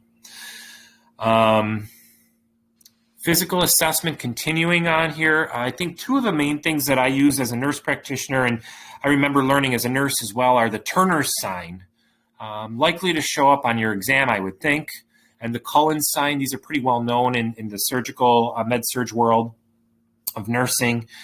So a Cullen's sign is a discoloration of the abdomen. You can certainly Google it. And it tends to be around just above or around the umbilicus or the belly button area on these patients. If they do have a Turner's sign, I've never seen a Turner's sign clinically, but I've seen a Cullen's. But a Turner's sign is described as a bluish discoloration or a purplish discoloration on the flanks, on both sides of the body. So just being familiar with the assessment, and if you see those would be reportable to the care team. So these patients are made NPO. NPO is part of the comfort approach with this treatment. Stimulating their pancreas by taking in food and beverages causes more pain, so they should be NPO until things calm down or there's an intervention. Again, I mentioned pain control medications are very important. Again, tend to be in a high level of pain. Hydromorphone generally works best. They may need an NG tube. A lot of times you'll see them vomiting. They could have associated ileus or obstruction or something similar going on. So you'll want to make sure that we manage the NG tube properly to low intermittent wall suction. You want to make sure that you have the orders from the physician or the medical team for the NG tube. And sometimes if they're in a chronic situation, they may take an enzyme called pancrelipase around meal times. We'll talk a little bit about that in the medication section. They may be on insulin or may need insulin adjustments during periods of flares or inflammation. And alcohol should always be avoided in pancreatitis, chronic or acute. They tend to have some epigastric pain we mentioned, some indigestion complaints. They might be on a PPI like pantoprazole or Protonix, or famotidine, which is an H2 inhibitor. And they may also present with some other symptoms depending on where that obstruction is in that green common biliary duct. So the obstruction could be somewhere else causing pancreatitis. So they may also present as jaundiced with dark urine and other signs of liver disease. So sometimes they go hand in hand. So just something to be aware of. Slide 32 is irritable bowel syndrome. We're moving down the digestive tract now. So this is a syndrome that's chronic, that's characterized by chronic and recurrent diarrhea. It may also have constipation with abdominal pain and bloating.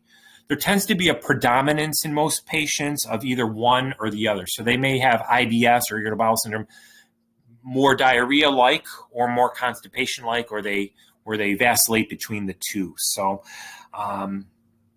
the etiology is usually unclear in most cases. I found we will, a lot of times we'll do an EGD and a colonoscopy on these patients, and there's nothing on diagnostic exam. They'll get CT imaging sometimes, and it tends to be something that we don't have a clear understanding of why it was there, and where it came from.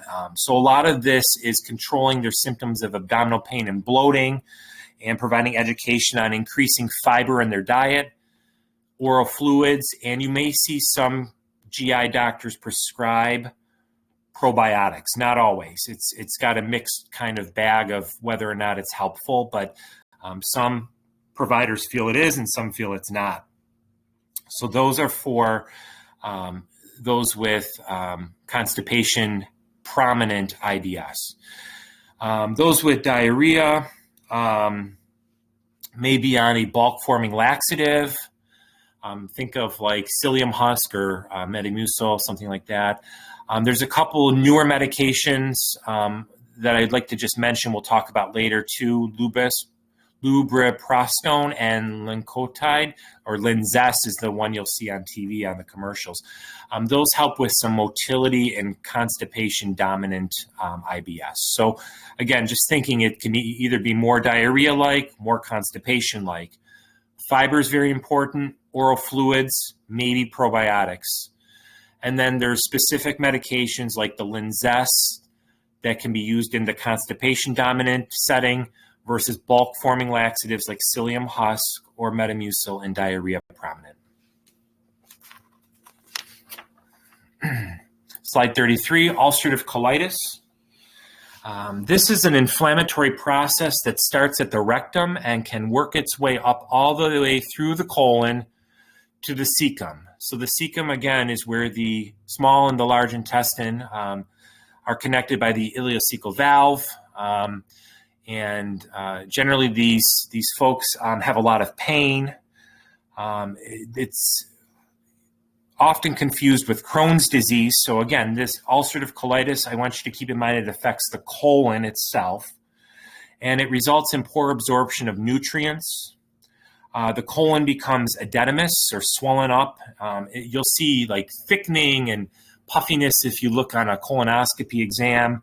The walls of the colon are irritated, inflamed. They can have bleeding lesions and ulcers along that tract of the colon. They're at risk for perforation because of these lesions. And over time, the colon will actually start to remodel itself. It'll thicken up. It becomes scar-like in nature. And the actual tissue itself changes, and the way that the colon functions changes, making absorption of water and nutrients much more difficult for these patients. They're at high risk of perforation from these ulcers, and a perforation is a medical emergency that would need immediate washout of the abdominal cavity and most likely resection of the colon. These patients may experience periods of, let's say, exacerbation or worsening of the condition, and then periods where the disease is relatively quiet as well. In acute setting or in acute periods, you might see hemorrhage, edema, ulceration, and then in quieter periods, you won't see quite that much. You'll see the wall thickening and the scar tissue. These patients generally have some component of anorexia to them, where they have a discomfort with eating, they've lost some weight over time. They almost may present as if they have a malignancy in terms of weight loss and fatigue. Tenderness in their abdomen, bloody diarrhea with mucus is very, very common. They may be anemic, so checking that CBC and blood work is important. And they may have some deficiencies in vitamin K as well due to absorption issues. During an acute exacerbation, a nursing intervention would be to make sure that they're NPO, monitoring their fluid and electrolyte volume status and providing replacements as needed, as prescribed or ordered. Reporting stool consistency, reporting blood and mucus. Again, advancing that diet as they recover from this exacerbation, from clears to bland solids to more normal diet for them. These patients should avoid gas-promoting foods, caffeine, and alcohol. Low-fiber diet is important to kind of slow things down and reduce inflammation. And high-protein diet can be helpful in some circumstances. In really severe cases in the hospital setting, if you work in a med-surg, you'll likely see a surgical intervention. Some of these patients that are really, really, really sick, who've had this for 10, 15, 20 years. They've had multiple scans of their abdomen with the CT scanner. They've been scoped with the endoscopy or with the colonoscopy. It's causing them a lot of pain. They may come in multiple times for revisions of surgical procedures, but they may actually remove part of the diseased colon, like a proctocolectomy. And sometimes these patients will go home with an ileal pouch or like an anastomosis of their anal canal, allowing them to have this pouch where they can preserve their bowel function and still be able to kind of empty out their bowel through an anastomosis or a diversion of their colon. So another word for this is a J pouch. So they revise the cecum and the small intestine is revised. So the patient usually goes home with the picture that you see on the right-hand side, an ileostomy, and the stool comes out through the stoma. So you're going to want to make sure that you teach the patient about stoma, what the color of the stoma is. It should be red, moist, red-pink moist. It should be draining. You want to teach them to monitor the consistency of the stool or the output. You would expect if it's from the small intestine that it's more liquidy. You would also want to teach them about skin hygiene and skin protection and barrier methods to prevent skin breakdown around the stoma and leakage of the appliance. A lot of times you may even find yourself in this role. You may be a wound ostomy nurse where your specialty is teaching about care of ostomies. A lot of times these are difficult to control, especially on bariatric patients or patients of size. So it's very important that we provide good skincare, teaching, and education on proper assessment at home and in the healthcare setting of the stoma, the appliance, and the skin. Referring these patients to support groups is really, really important. There is also opportunity for some of these patients to go back in the future for revision of the ileostomy and reversal, depending if a J pouch and stuff can be created and if it heals well and that sort of thing. So some red flags that you'd look for, I think, with the stoma would be if it's dusky or dark, purple or black. Otherwise, it should be a pink to red, like I mentioned, and it should be shiny in color, moist. So if it's anything but pink or red or shiny, it's an immediately reportable situation to the healthcare provider for additional assessment. It could mean poor perfusion and compromise of that stoma and intestine. It's an emergency. And then again, referring these patients to support groups. A lot of times there's a lot of body image and issues that these patients have to kind of cope with, and it's very difficult for them to see this on their body. It may affect, what kind of clothes they like to wear, whether or not they can go swimming, activities that they like. It also can affect like their personal relationships and sexual life and embarrassment and things like that. And sometimes there's odor that's associated with these pouches. So it's very important to teach them that there are deodorizing products that can be used and how to care for the bags and that sort of thing so that they can have some peace of mind and some comfort despite this procedure. So those are all really important nursing interventions. Slide 34, Crohn's disease. So this is the one sometimes that gets confused with ulcerative colitis, but this is the process of inflammation that can occur anywhere in the in the GI tract, from mouth to anus, anywhere. So just, I guess, commit that to memory if you haven't already. So it basically can lead to a thickening and a scarring and a narrowing of the intestinal lumens, resulting in fistulas or connection of lumens that should not be there. So connecting to areas that should not be there. Ulcers, abscesses, and things like that. So again, much like ulcerative colitis, there's periods of remission and exacerbation. Patients will often present with fever, cramping, abdominal pain after meals. They may have very similar clinical picture: anorexia, nausea, weight loss, some malnutrition, mucousy, bloody stools. And care is very, very similar to what we just talked about in terms of ulcerative colitis. Usually there's a gastroenterologist or a surgeon involved.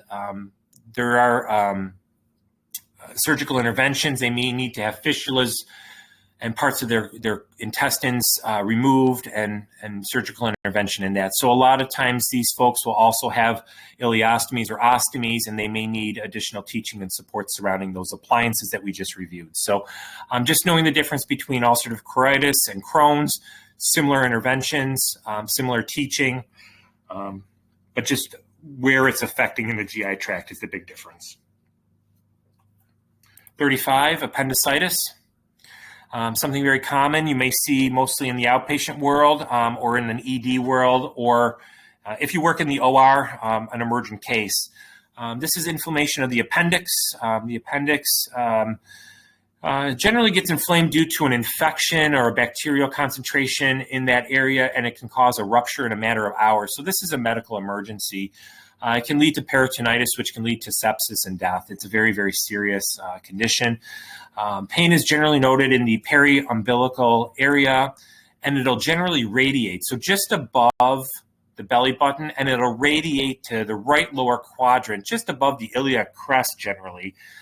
You can look up in your texts McBurney's point, but knowing that McBurney's point is one of the physical assessment maneuvers to help rule in or rule out, I don't remember what the sensitivity is on this, but to rule in or rule out appendicitis. So McBurney's point is a point that is approximately a third of the distance from the anterior, the front side, superior iliac crest spine to the umbilicus. So between the top of the hip to the belly button. There's usually rebound tenderness, a low-grade fever, some leukocytosis, nausea, vomiting, and anorexia in these patients. And sometimes in really severe cases, if they're really, really ill, like when they're going into the OR or they've come into the ED, they might only want to lay, especially in a child, on their left-hand side due to the pain, almost kind of in like a fetal or kind of a curled up position. Surgical removal is almost always indicated. As a nurse, if they come in with this type of pain and you're not sure if it's been diagnosed yet as appendicitis or there's a risk of it, never put heat there. Heat can cause a rupture to occur more emergently, so no heat to the site.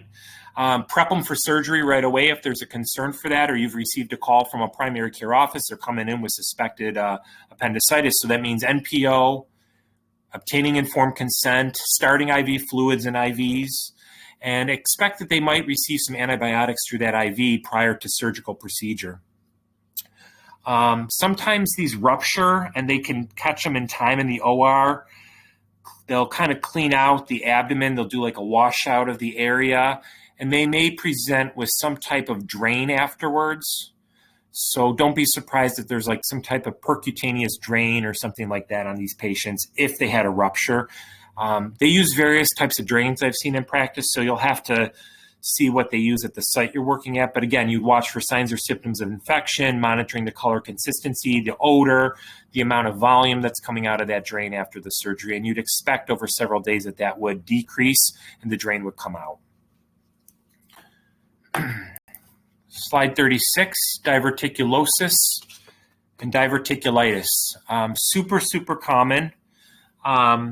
We see it a lot. I see it in my practice now with the geriatric population. It's something that tends to worsen with age.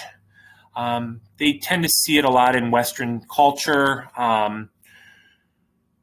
It's thought to be partly from diet and some lifestyle things that go on, but diverticulosis is the outpouching of the intestinal mucosa. I have a picture on the side there for you. It's in the large intestine, and it tends to be lower, and the pain tends to be in the left-hand side. But take a look at the picture. You can see the outpouches. They tend to be fairly benign. They advance with age, but they can become inflamed. And that's when we change from diverticulosis, just the outpouch, to diverticulitis, which is an actual inflammation of these diverticula that occurs when like a fecal matter from our colon starts to penetrate the wall of the diverticula. And the patient kind of has like an abscess or small perforation or leak at that site. It causes a lot of pain. And again, kind of that sigmoid colon or that S-shaped colon on the bottom left abdominal quadrant is where we see these symptoms most likely. The pain might be exacerbated if the patient is putting abdominal pressure on themselves, if they're lifting, coughing, that sort of thing. You'll probably see blood in their stool. This is not uncommon. They may have some leukocytosis, depending on the abscess or the leakage, nausea, vomiting. They'll complain of cramping in that area, feeling like they have a lot of gas or they have to have a bowel movement. Again, these patients, if they're in your setting in a hospital, you'll want to make them NPO, maybe clear liquids if they can tolerate it, advance them slowly. People in the community that have stable diverticulosis, low fiber diet, avoid things that might be irritating. They don't teach this as much anymore. I'm not sure how far NCLEX has caught up with it, but I know in NP school they kind of went away from it. We avoided popcorn and nuts and those sort of things. Some of the literature says yes, some of it says no, but you may see that on your exam. I would just check with your instructors or your textbooks, but we used to be taught to avoid seeds, popcorn, roughage, nuts, to avoid exacerbations in these folks because they can become kind of stuck, or the thought was they become stuck and irritate these diverticula. Bulk-forming laxatives like psyllium husk and those sort of things can be helpful. That increases fiber, it bulks up the stool, helps the stool pass through there, doesn't stick as much in the diverticula or the pouches. Sometimes people in really, really severe cases, I've seen resections of the colon. Like if there's a lot of these or they've perforated in that sigmoid colon, they'll actually do a resection and they'll come out with a colostomy or a pouch. With a stoma on that left side of the abdomen. And again, just thinking about where that pouch is will determine the stool consistency. So think about the stool. If the pouch is near the rectum or the sigmoid colon, think about the stool being more of a solid or soft solid kind of consistency depending on where it is in that colon. Slide 37, hemorrhoids, also very, very common. These are dilated veins or varicose veins, you can think of them as, within the anal canal or around the anal canal. We know them to be either internal or external, so you may actually see them on the outside. You can actually, they almost have that bluish kind of purplish hue where it says external hemorrhoid on the diagram there when you look at somebody. They can also be prolapsed or kind of tipping out of the actual anal canal themselves. And you'll see them in there. They're palpable generally. Straining can irritate them. Hard stool, constipation, increased abdominal pressure. You'll often see bright red blood during a bowel movement because they are passing like a hard stool or fecal matter through that anal canal, and it's putting pressure on the hemorrhoid, and blood is kind of leaking out and draining into the toilet bowl with the stool. Sometimes patients will complain of an itch in that area, like a rectal itching, and rectal pain at times, like a burning or a pain sensation. Some of the things you will see as a nurse are sitz baths, where the patient is instructed to sit on it almost looks like the top of a toilet bowl without the bowl below it, and you'll like a warm water is kind of opened up from a bag, and the warm water kind of flows over the hemorrhoid area to help with some relief. You have to watch for like hypotension or a syncopal episode with some of the elders if you use a sitz bath. Witch hazel wipes, topical anesthetics, sometimes a lidocaine. High fiber diet is important for these folks, keeping that stool nice and soft and loose by encouraging hydration. Stool softeners like a Colace or docusate sodium is sometimes used depending on the provider. Maintaining healthy weight and exercise. Patients of size or bariatric patients tend to have these a little bit more frequently, so healthy weight and exercise is important. Surgical intervention can include sclerotherapy. So sometimes a needle can be injected into the hemorrhoid, and again, an epinephrine or something can be injected to help reduce the bleeding, at least short term. I've seen stapling of hemorrhoids. They don't do that quite as much anymore. More popular, at least in the community and where I worked, was banding. It's like placing a rubber band around the hemorrhoid. It basically cuts off circulation to the hemorrhoid itself, and the hemorrhoid kind of dies off. I've also seen burning and resection of the hemorrhoids, where they're either burned and then cut, or they're cut off and then the area is kind of burned shut using kind of like a high intensity heat. So it's very painful. Want to make sure your patients are medicated. They tend to do it under moderate sedation, but those are interventions that they can have. If they do have a surgical intervention, it's important that the patient that you advocate for the patient to make sure they have stool softeners, that they limit sitting because there's a lot of discomfort in that area, and telling them to expect that their first bowel movement is going to be very, very painful. They may need some assistance with their first bowel movement so they don't strain and have like a syncopal episode where they kind of strain too hard and pass out. And they may benefit again from those sitz baths with the warm water kind of flowing over the anal canal area. 38. Let's switch gears to medications and medication classes. So I wanted to review the main classes of medication kind of used in GI disorders.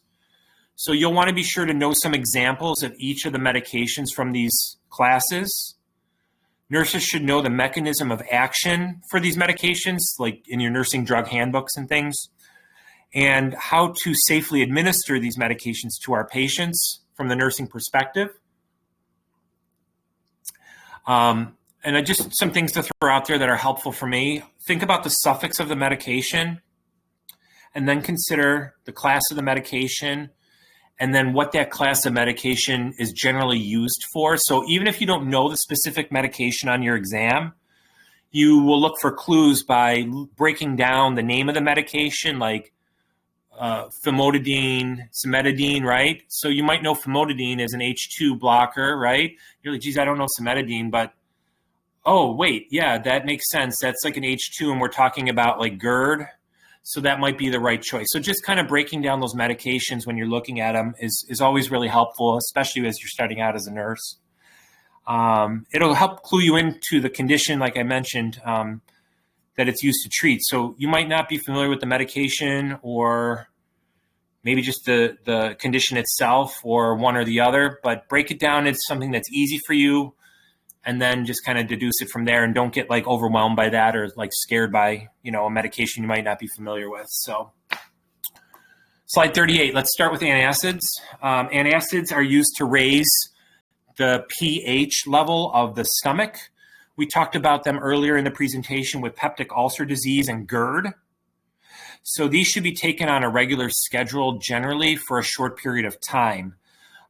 Big teaching point for nursing is that they often interact with or block absorption of other medications, and they usually need to be taken separate from other medicines. So if you have a 9 a.m. med pass on a patient, you want to avoid giving them an antacid, even if it's ordered at that time.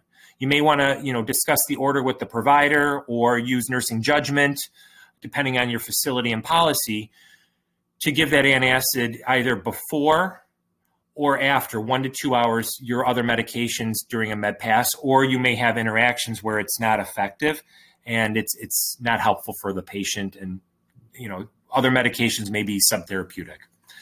So think about antacids like calcium carbonate TUMS or sodium bicarbonate tablets. Those are often used very frequently for short-term relief of GERD and or chronic use in peptic ulcer disease. Next category, slide number 40, gastric protectants. There's multiple examples of these. I put two that I'm familiar with and that I've used clinically most often. But basically, these provide a protective barrier in the GI tract. They may suppress some gastric acid secretion, but most likely they form a protective barrier in the tract itself. Think about use of these in peptic ulcer disease and GERD. And I listed two examples here, mistoprolol, which is anti-secretory in nature. So it's generally given with meals. It helps kind of reduce some of the acid secretion in the stomach area, and that offers some protection to the stomach mucosa. So think about that in chronic gastritis or PUD or peptic ulcer disease and GERD. It's contraindicated in pregnancy, and it is has the side effect of diarrhea, which is actually quite common, I found, in my practice when I've seen it, when I've given it. The next one is sulcrophate, very common. These are really big pills, FYI, but they perform a protective barrier and they kind of coat the lining of the mucosa. They should be given on an empty stomach prior to meds and meals. They can cause constipation, and there's some big interactions here that I think you should be aware of. Digoxin, warfarin, and antibiotics, and then theophylline, which is not really used much anymore, and then Dilantin, anti-seizure medication. These need to be given at least 2 hours apart. So really important to know that if you're giving Carafate, even if you can't remember digoxin, warfarin, maybe antibiotic or whatever, just remember if you're giving Carafate, it should be given apart from other medications. Slide 41, H2 receptor agonists. So these suppress the secretion. We talked about them a couple of times in the presentation of gastric acid. They're used for heartburn or GERD cases generally, and also in peptic ulcer disease. They may aid in the prevention of ulcers in peptic ulcer disease. And for those people who already have ulcers and severe GERD, it can actually help heal the mucosa by reducing the acidity of the environment, allowing some of the tissue in the stomach to kind of settle down and inflammation to reduce and a healing process to occur. They should be used in caution, I'll note, in renal and liver disease. There's renal dosing, I believe, on most of them. Cimetidine or Tagamet is an example we talked about earlier, and famotidine or Pepsid, that's in the picture, is another common example. They can be given IV, some of these as well, so just be aware of that. They may also blunt absorption of other medications, so being aware of that, give it prior to other foods and prior to other medications. I think that's all I really wanted to say about that. But again, just kind of breaking down in the example here, the suffix DINE in cimetidine and DINE in famotidine, it kind of clues you into the category of medication or class of medicine. And then you can break it down from there, even if you don't know the specific medication on any medication question you encounter. 42, proton pump inhibitors. Next slide. These suppress gastric acid secretion. They tend to be used if a patient fails an H2 receptor treatment. So if they failed the ones in the last slide, we tend to add in, or providers tend to add in, or they tend to switch to a proton pump inhibitor. They're usually used in erosive esophagitis. So if they have really bad GERD, the patient, and they're at risk for Barrett's, they have Barrett's disease or changes in the cells at the base of their esophagus because of the erosion and the the actual change in the cell itself due to the chemical changes that have taken place from the GERD. A lot of times you'll see these folks on PPIs or proton pump inhibitors. There's two examples here, Prilosec, which is called omeprazole, and then pantoprazole, which is Protonix. So think of these in like ulcer disease, erosive disease, those who have failed H2 receptors. These are important medications. They're very, very commonly used. Pantoprazole can be given through an IV as well as orally, so if you're depending on your clinical setting. And again, breaking down that suffix, you're looking at the azole in both of those. So if you didn't know one or the other, it gives you a little bit of a clue. Proton pump inhibitors, commit those to memory. They're very common, very well used. They do put our patients, in the geriatric population at risk for like aspiration pneumonias. They could put our patients a little bit at risk for C. diff infections. And as the nurse, you want to advocate too, because, everybody's just so busy in healthcare, right? So if you're in an outpatient setting, especially if you notice your patient's been on an H2 receptor or a PPI for a really, really long time, advocating with the medical team, saying, hey, I noticed they've been on for, 3 years.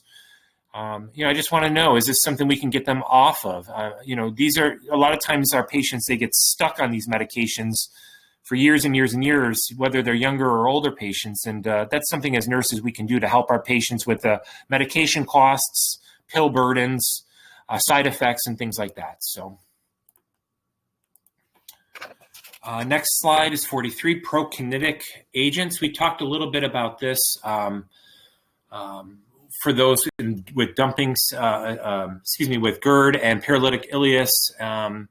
These can be used as antiemetics sometimes as well, but basically they're medications that help stimulate motility in the GI tract. Kinetic movement, right? Pro-movement agents increase the rate of gastric emptying.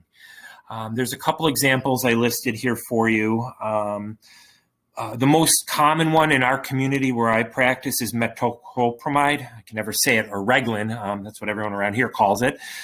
You give it generally 30 minutes before a meal, and then again at bedtime. You may see variations of this. It can be an oral form or an IV form, depending on the setting.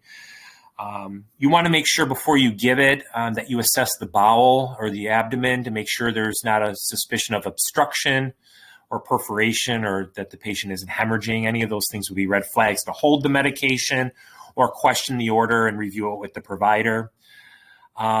One thing that I did pick up on, I remember this from a long time ago, is pheochromatoma.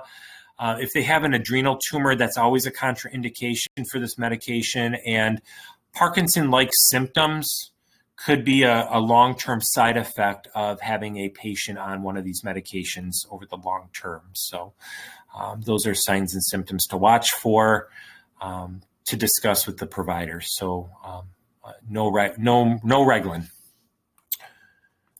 Slide 44, H. pylori. H. pylori, the bacterial infection of the stomach that can cause ulcerations and ulcer disease and GERD and all that stuff.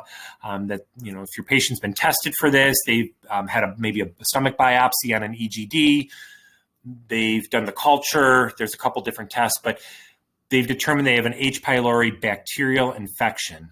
The standard of care right now, I believe, is either triple or quadruple therapy. So it includes the use of a PPI generally and some combination of antibiotics. There's different combinations out there that are used, but it includes always a PPI and a combination of antibiotic. And you may or may not see Pepto-Bismol or bismuth used in treatment of this disease as well. Side effect of Pepto-Bismol to be aware of as a nurse: you get a call from a patient.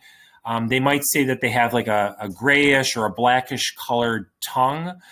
That's from the chemical reaction, I believe, that occurs with the bismuth sulfate with a chemical in our mouth. I don't know all the chemistry of it, but it's a common side effect. It's not alarming. It's something that if you saw that you could expect with the bismuth sulfate. Next slide, 45, bile acid sequestriants. So these are sometimes used in folks with, we talked about hypocholesteremia and biliary obstruction, and those with pruritus or itchy skin because they have some type of biliary disease. So these agents combine with bile salts, and secretions of the salts are improved through the defecation of feces. So the idea is for this bile acid sequestrant to combine with the salts and be excreted and help reduce some of the symptoms of pruritus associated with like gallbladder disease, biliary disease. Cholestyramine is the one you'll probably see most commonly in practice. I saw it a lot at the bedside in surgery. That should say powder form. It comes in a powder, usually in a package. You can mix it in a beverage. Most patients find that the taste is actually not offending on the ones that I'm most familiar with. But it does cause a lot of bloating, a lot of gas. A lot of patients will complain of gas. Watch for constipation and fecal impaction or obstruction. And those who are with severe constipation or obstruction should probably be on some type of laxative as well. So something to advocate for and assess in your patients prior to giving this medication. 46. We talked a little bit about hepatic encephalopathy earlier. We talked about the goal of hepatic encephalopathy and high levels of ammonia on the lab slide is to get rid of the ammonia that's built up in the body. Dr. Tassu reviewed that again a few minutes ago, but lactulose, it causes increased intestinal peristalsis and evacuation of the stool. He talked a little bit about how the ammonia is excreted via the stool, and this is to lower the levels. We expect the diarrhea. We educate our patients. We educate our coworkers. Sometimes we work with other personnel who are not aware of that, or they don't understand how the medication works, and they might be alarmed by that. We educate families on that. Interestingly, we can give this as the syrup. That's most likely what you'll see, but we've also given it as rectal enemas to patients. You might see that in an ICU setting.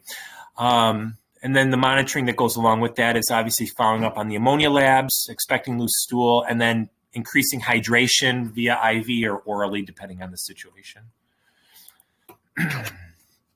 Slide 47, pancreatic enzyme replacement.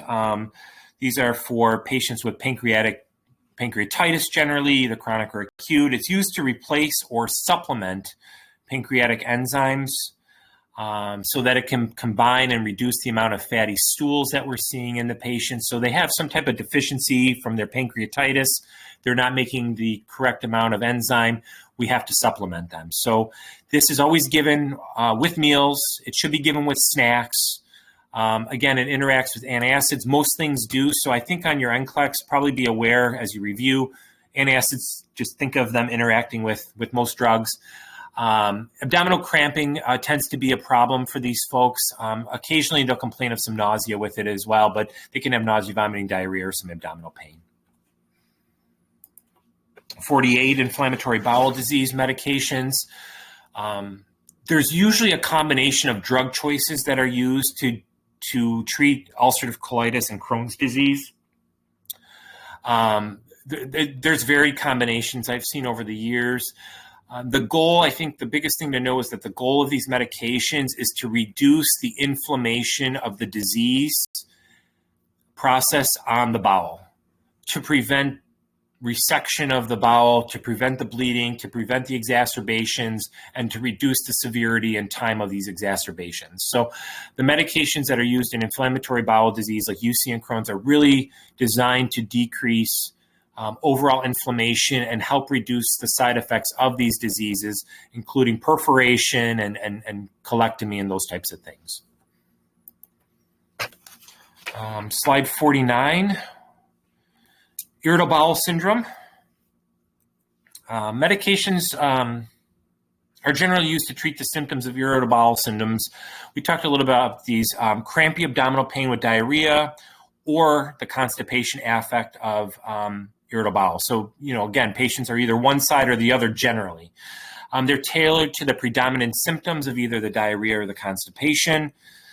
Examples of treatment for constipation prevalent IBS we talked about are bulk forming laxatives. So that's the psyllium, the Metamucil.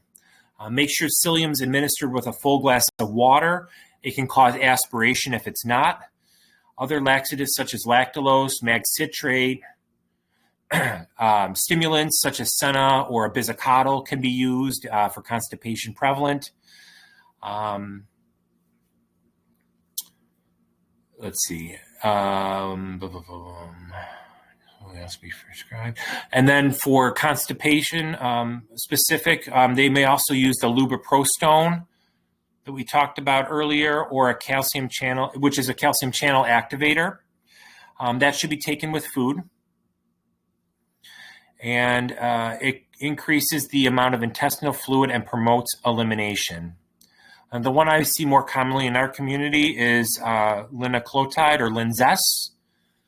This stimulates the bowel receptors to promote bowel transit time, so it quickens things. It's given about 30 minutes daily prior to a breakfast meal, so before the first meal of the day. If a patient is on a laxative, they should always increase their fluid. Remember that to prevent dehydration. And then just monitoring for signs and symptoms of constipation, obstruction, and those sort of things are really important.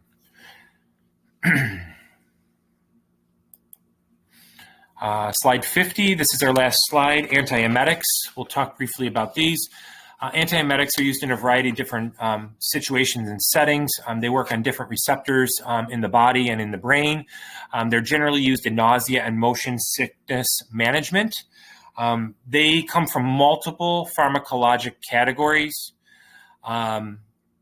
We have things like serotonin antagonists like ondansetron or Zofran. So that's one that's very commonly used. So just being familiar with that one. Works on serotonin receptors in the brain. It's often used in hematology oncology. It's thought to be safer in pregnancy now. However, again, consult your drug guides for correct dosing and for indication. In some patients, I saw this a lot in oncology as well. Glucocorticoids like Decadron or dexamethasone can sometimes be used. That helps reduce some of the nausea associated with chemotherapy.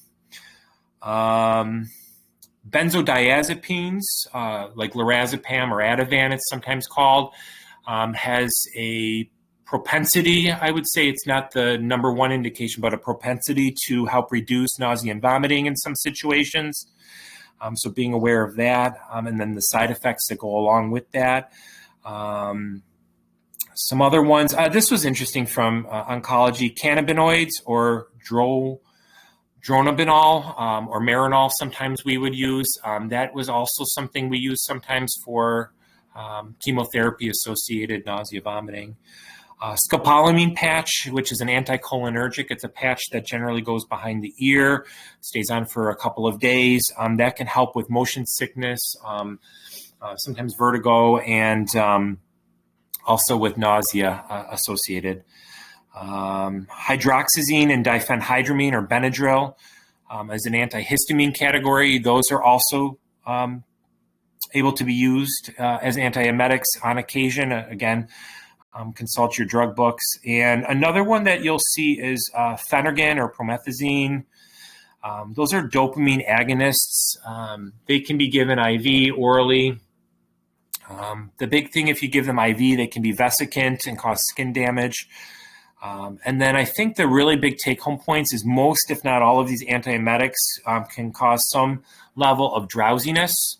So fall precautions, educating the patient about sitting before standing, not operating motor vehicles, not working, not mixing these with other medications, protecting our patients from injury, and monitoring how they respond to these antiemetics is really, really important. And a lot of times I found, both as an RN and then as an NP, you have to tailor the antiemetics specifically to your patient and how they react to it. Slide 51. I appreciate you guys having me come and talk with you today and review the most common GI conditions and the nursing interventions with you. I wish you all really the very best of luck in your education and your careers as nurses. I'm very, very, very passionate about nursing. I started out as a technician, and I'm in my 40s, and I'm a nurse practitioner now. And we need more good nurses like you guys who are caring and thoughtful. And you're really the front line between diseases and the best advocates for our patient. And as nurses, we really have a special job, obligation, and position, and are in a position to help our patients and our communities. Really, the sky's the limit. Don't limit yourselves. You can do a lot of really, really, really good work. So I wish you all the very best of luck. I can't wait to see you in the field. All right. Thank you, Jonathan. So now you know what I mean. Jonathan is an example of being a good disciplined nurse. He's consistent, he's complete, and he puts all his energy and time for the care of the patients and for the presentation. It's almost 3 hours. He didn't even get tired. And that's how he does at work too. So anyone who has any question for him?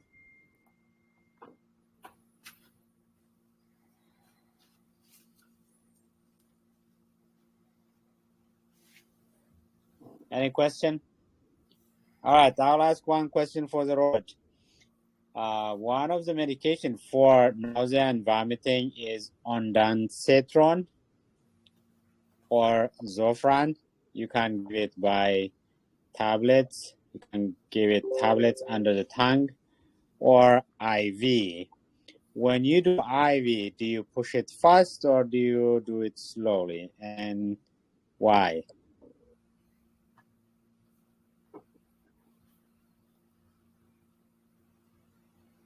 Anyone interested to try?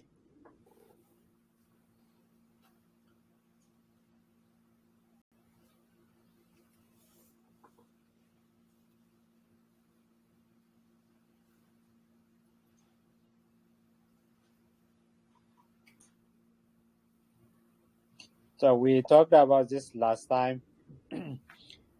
For patients with supraventricular tachycardia, we give adenosine IV push to make it work faster. But for Zofran, you do it slowly. Otherwise, there will be prolonged QT. It's one of the discussions we had last time. If you don't have any question, we'll close our discussion today. Thank you, Jonathan, and thank you all of you attending. Today we're almost 20 attendance. That was very good. We'll see you next week, same time, Saturday. Have a good day. Thank you. Thank you. Thank you. Jonathan and all of you. Thank you, Jonathan. God bless you. I'm Thank really, you. really appreciating you coming to our group. And we hope we'll see you next time again. Thank you.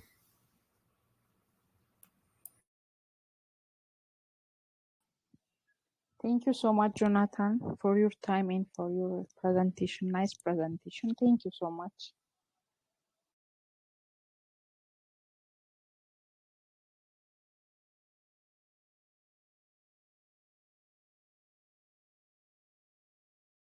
Thank you ሁላችሁንም እግዚአብሔር ይስጥልን። Thank you so much. Was productive time. Thank you.